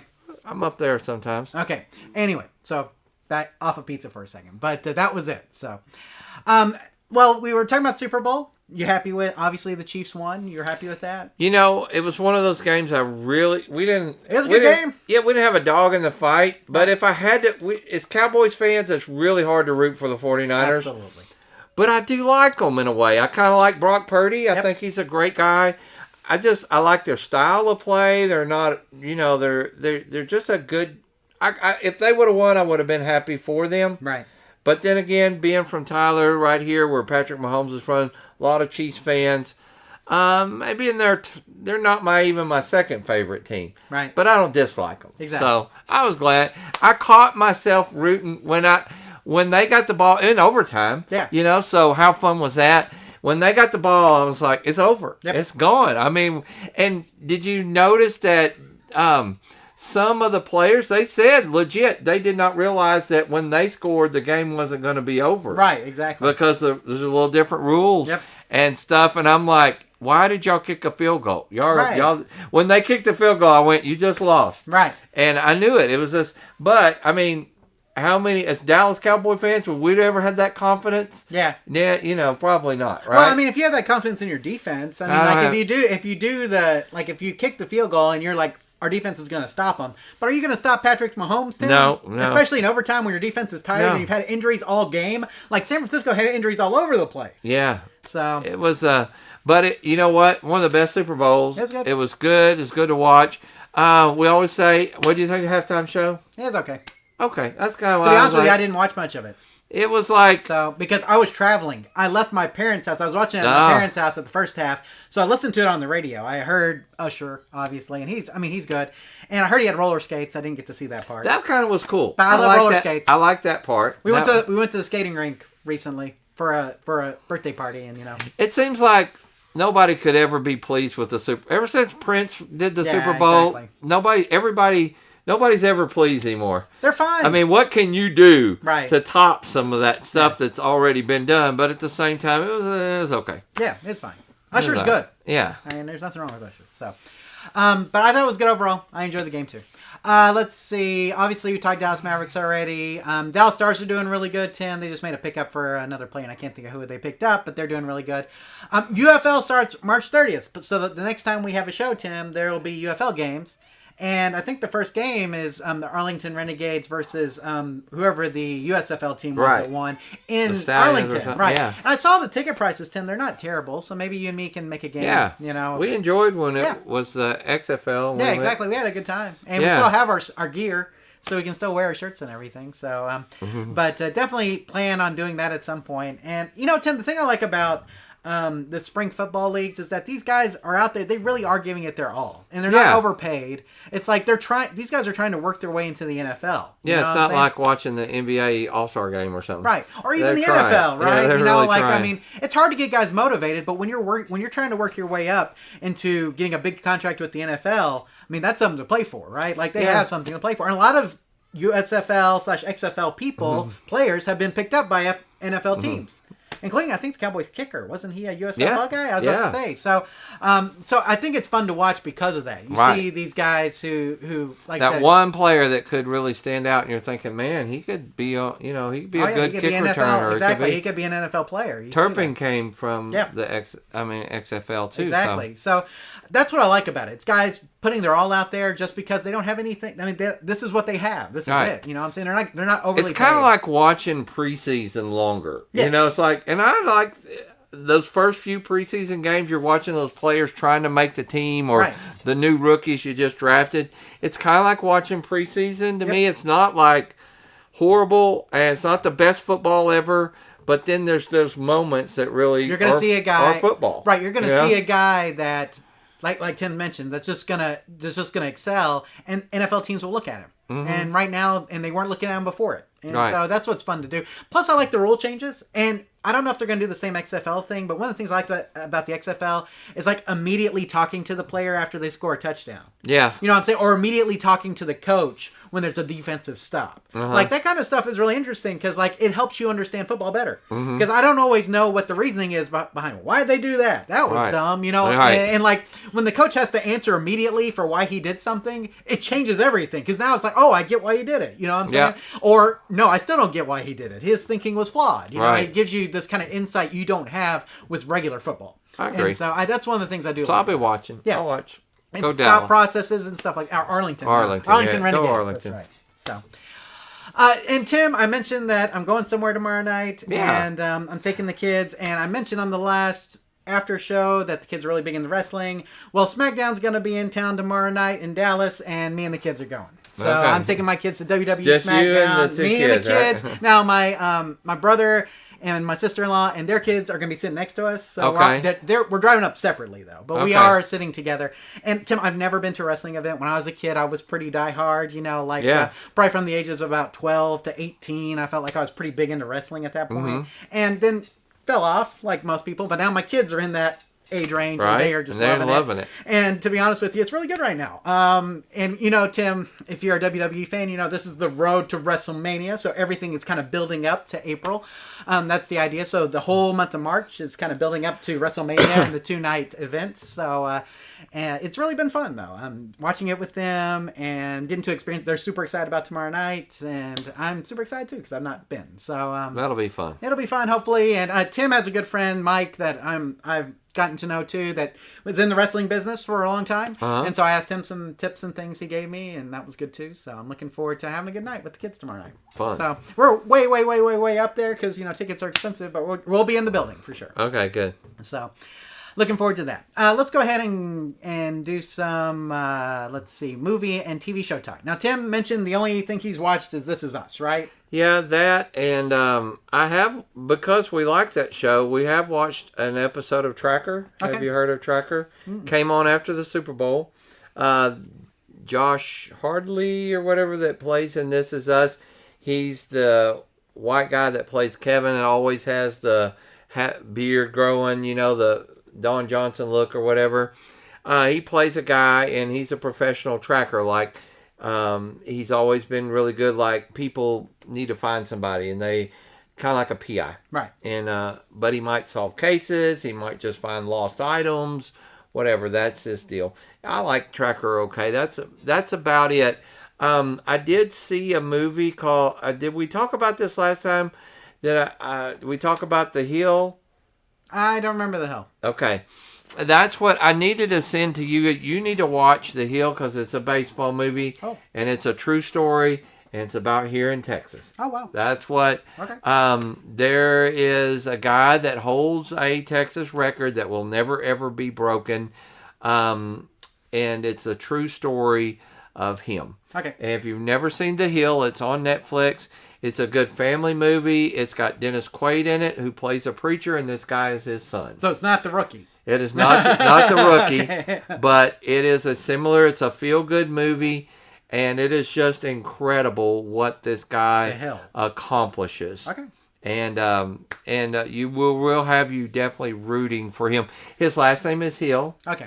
And I want to say, I can't remember his name now, Jeff Hill, Jim Hill, whatever. He holds a record that you'll find out. There's a record at the end of that game that I don't think will ever be broken. Okay. And it is an amazing story about his life. Okay. I'll check it out. Hey, baseball is always up my alley, Tim. Yeah, I knew you'd like that. I'm already watching spring training. Already excited. I knew you'd mention it. Yeah, I was about to say, already watching. I don't know if we're going to be able to repeat, but man, it's going to be fun watching. Well, have you heard? We got Evan Carter, right? And he looks fantastic. Oh, yeah. But now they got a young guy. Have you seen? I am totally familiar with Wyatt Langford. I have followed his career since we drafted him, Tim. Man, it is interesting. He's a pretty good ball player. Yeah, he sure is looking good. So, no, I am very excited about baseball season, as always. Looking forward to it. And it's going to be starting by the time that we have our next live show. There will be baseball. Yeah. Awesome. So, I'm going to rifle through a lot of this real quick. Let's see. Now, last time I talked about This Just In, which was a show with Kelsey Grammer and Patricia Heaton that was made by the makers of Modern Family. Well, Tim, I really had never watched Modern Family. Okay. And so now I'm going through it, and it's funny. It's funny. Golly, it's very funny. And I knew it was good because it's always gotten good reviews, and it was on for 10 seasons or 11 seasons. So it's like it had to be good. But we're going through. We started with season 1, and we're watching on Hulu, and it's really funny. Man, okay. So I did not give Modern Family its credit when it was on. It's funny. I liked it. Yeah. And Tim, we're watching Ghost on CBS. That's back. Right. Night Court is on NBC. Abbott Elementary on ABC. And Animal Control on Fox. I'm watching something on everything. Wow. But you should be watching all of those shows because they're all good. Ghost on CBS is really good. Night Court, the reboot on NBC, I really like. We talked about that before. Abbott Elementary, we talked about before. I really like that. It's back. And then Animal Control on Fox just came back last night. I watched the first episode back. It was good too. All of those shows got delayed because of the writer's strike. And they're all back now. So. Tim, let's talk about 3 that I watched on Netflix. And one I think you should definitely watch. The Playlist, okay, which is a limited series it's a fictional telling about the founding of Spotify. Okay. Now, Tim, you guys know, if you've watched the after show much, that I am a huge Spotify fan. I think it is the best of the streaming music services as far as how it matches you with music. And you may be curious as to how all this came about. Now, The Playlist is not an actual retelling of the events. It is a fictional retelling, but it is very good. The thing about it is that it is all in Swedish because, it was found in Sweden. All okay? right. It is dubbed, but I watched it with subtitles in Swedish. Oh, okay. And it was good. Okay. And now there is some English in there when they talk to English, like when they come over to America and they talk with English people, they have English. But I watched it all in Swedish and it was good. And if you're interested in that kind of thing, you should watch it. Tim, I don't know if I'd recommend it for you so much. Because I don't know if you'd find it fascinating or not. I hate dub movies. Okay, if you hate dub movies, it's really close. It's close. I hate it when it's not matching their mouth. That drives me crazy. There's definitely some mismatching. Yeah. Okay. And I was just like, I would rather read the text than see all the mismatching. Okay. So that's what I did. But it was good. I had it on my list for a while. It's been out a while.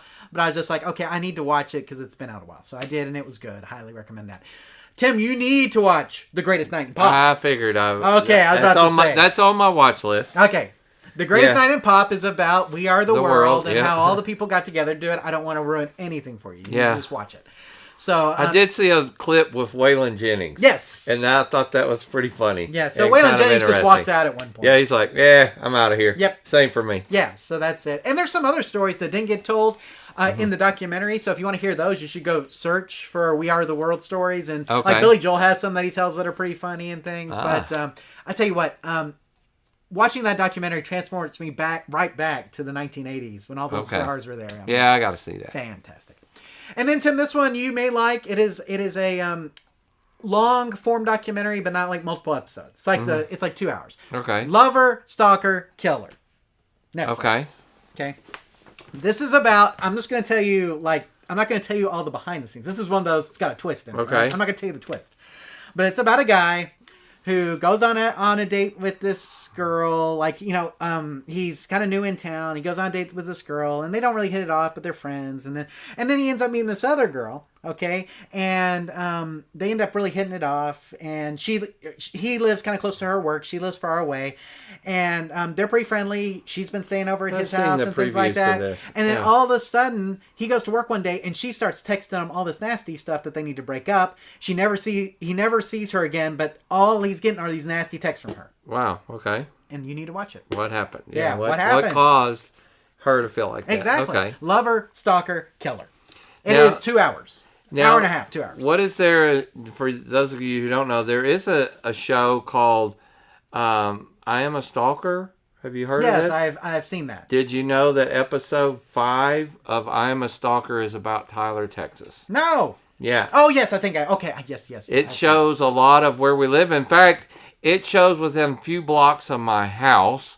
It shows the church that I used to go to in Flint. It shows a lot of stuff. So if you guys are just curious, I'm a Stalker, I think is the name of it. Episode 5 is about where we live, and it's a really good episode. There you go. But Lover, Stalker, Killer, I recommend for you, and it's only 2 hours. Okay. So you just watch it. Okay. And then Grace Night and Pop, you just gotta see it. Just do it.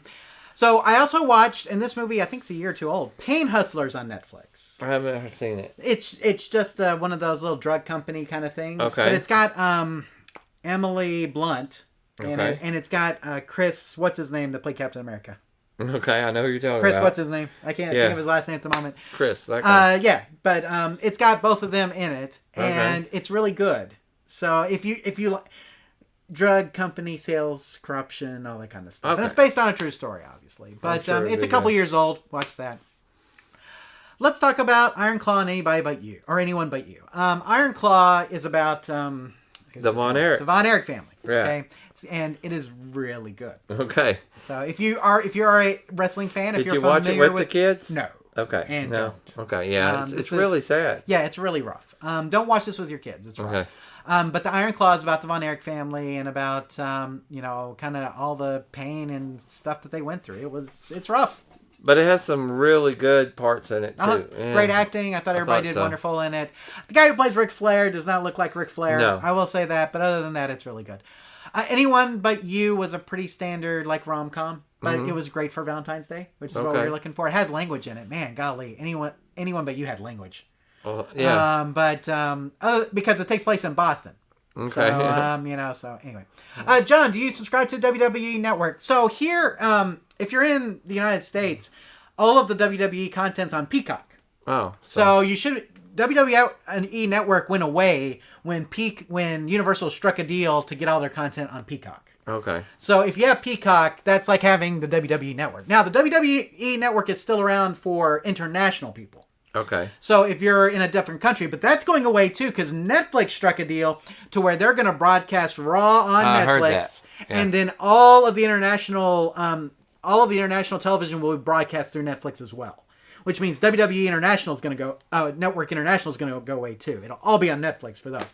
Now for us, Raw will be on Netflix. Peacock will have everything else. So basically, and USA Network is going to get SmackDown. So, but that happens in October. But yes, I do subscribe to Peacock, which means I will be watching WrestleMania. So, Peacock is like, what, $6 a month? So, yeah. No, it's not an extra pay-per-view fee. It is, I think it goes along with the subscription. I've had Peacock in the past and watched WrestleMania without an extra fee. Okay. So it's part of your subscription. And the reason why is because Universal's paying a ton of money to get all that stuff, right? Sure. And so you're just paying your subscription fee, but it's Universal that's kind of fitting the bill for a lot of that. So, but Peacock is good for other reasons. There's good shows on Peacock. I mentioned the Frogger Show earlier. Mm-hmm. Like that was a good show. And there's some other good shows on there. Poker Face. I've talked about Poker Face before. That's a good show on Peacock. There's a new one coming up that looks pretty good, like a new one coming up, and so there is some stuff worth watching on Peacock besides wrestling if you're not a wrestling fan. So. Rumor is Stone Cold is coming back to wrestle. Could be. I don't know. John Cena may be there. You never know what they're going to do for WrestleMania. I can tell you one person who's definitely going to be there, and that's Dwayne The Rock Johnson, because he's also going to be in Dallas tomorrow night, and I'm going to get to see him live. Oh, Tim. nice. So, because they've already teased him. So, I'm going to get to see The Rock, if you smell what The Rock is cooking, Tim. Right. So, because, we're part of the millions You won't and be millions smelling. of The Rock's fans. So, yeah. I'm going to be close enough to smell The Rock, probably. But anyway, I'm, like I said, looking forward to that. The Rock is definitely going to be at WrestleMania. I don't know about Stone Cold or John Cena or anything like that. But here's the thing. If you want to get back into wrestling, now's a really good time. Storylines are really good. Okay. And that's why I watch wrestling. I mean, I do watch for the wrestling too, but it's the storyline, right? Sure. Like watching wrestling, I try to tell my kids, it's no different than watching any other show. They're playing characters, right? And it's not real. Like when I say not real, they really wrestle each other. You know, obviously it's choreographed, like we talked about, but I mean, like you watch a fictional TV show with fictional storylines, that's what wrestling is too. It's just we get these little it gets to be expressed more in like this physical manner. So it is. It looks fun, or it's fun. We've been watching it. We're having a good time with it, and looking forward to tomorrow night and for WrestleMania. But Tim will actually have a live show before WrestleMania happens. It's going to be the 7th and the 8th. It's a 2-night event. Okay. So you guys can come back for that. I think we're about ready to wrap it up, though. Yeah. Tim, you got anything? No, I need to go. Okay, I figured. Happy birthday again. Thank you. So happy belated birthday. I wished him happy birthday on his birthday. You did. But happy belated birthday now. Thank you. So hopefully we'll be back here on April 4th on my birthday, hopefully, to do a live show. And I don't know if we'll celebrate it all. Sure we will. Yeah, we'll see. So, but y'all have a good night tonight. Have a great month of March, whatever your plans are. We hope that they go well, and we look forward to seeing you back here in April. So take care. April 4th, 5:30 p.m. Central Time, unless we change it. Stay tuned. And we'll see you then. Good night, everybody. Night.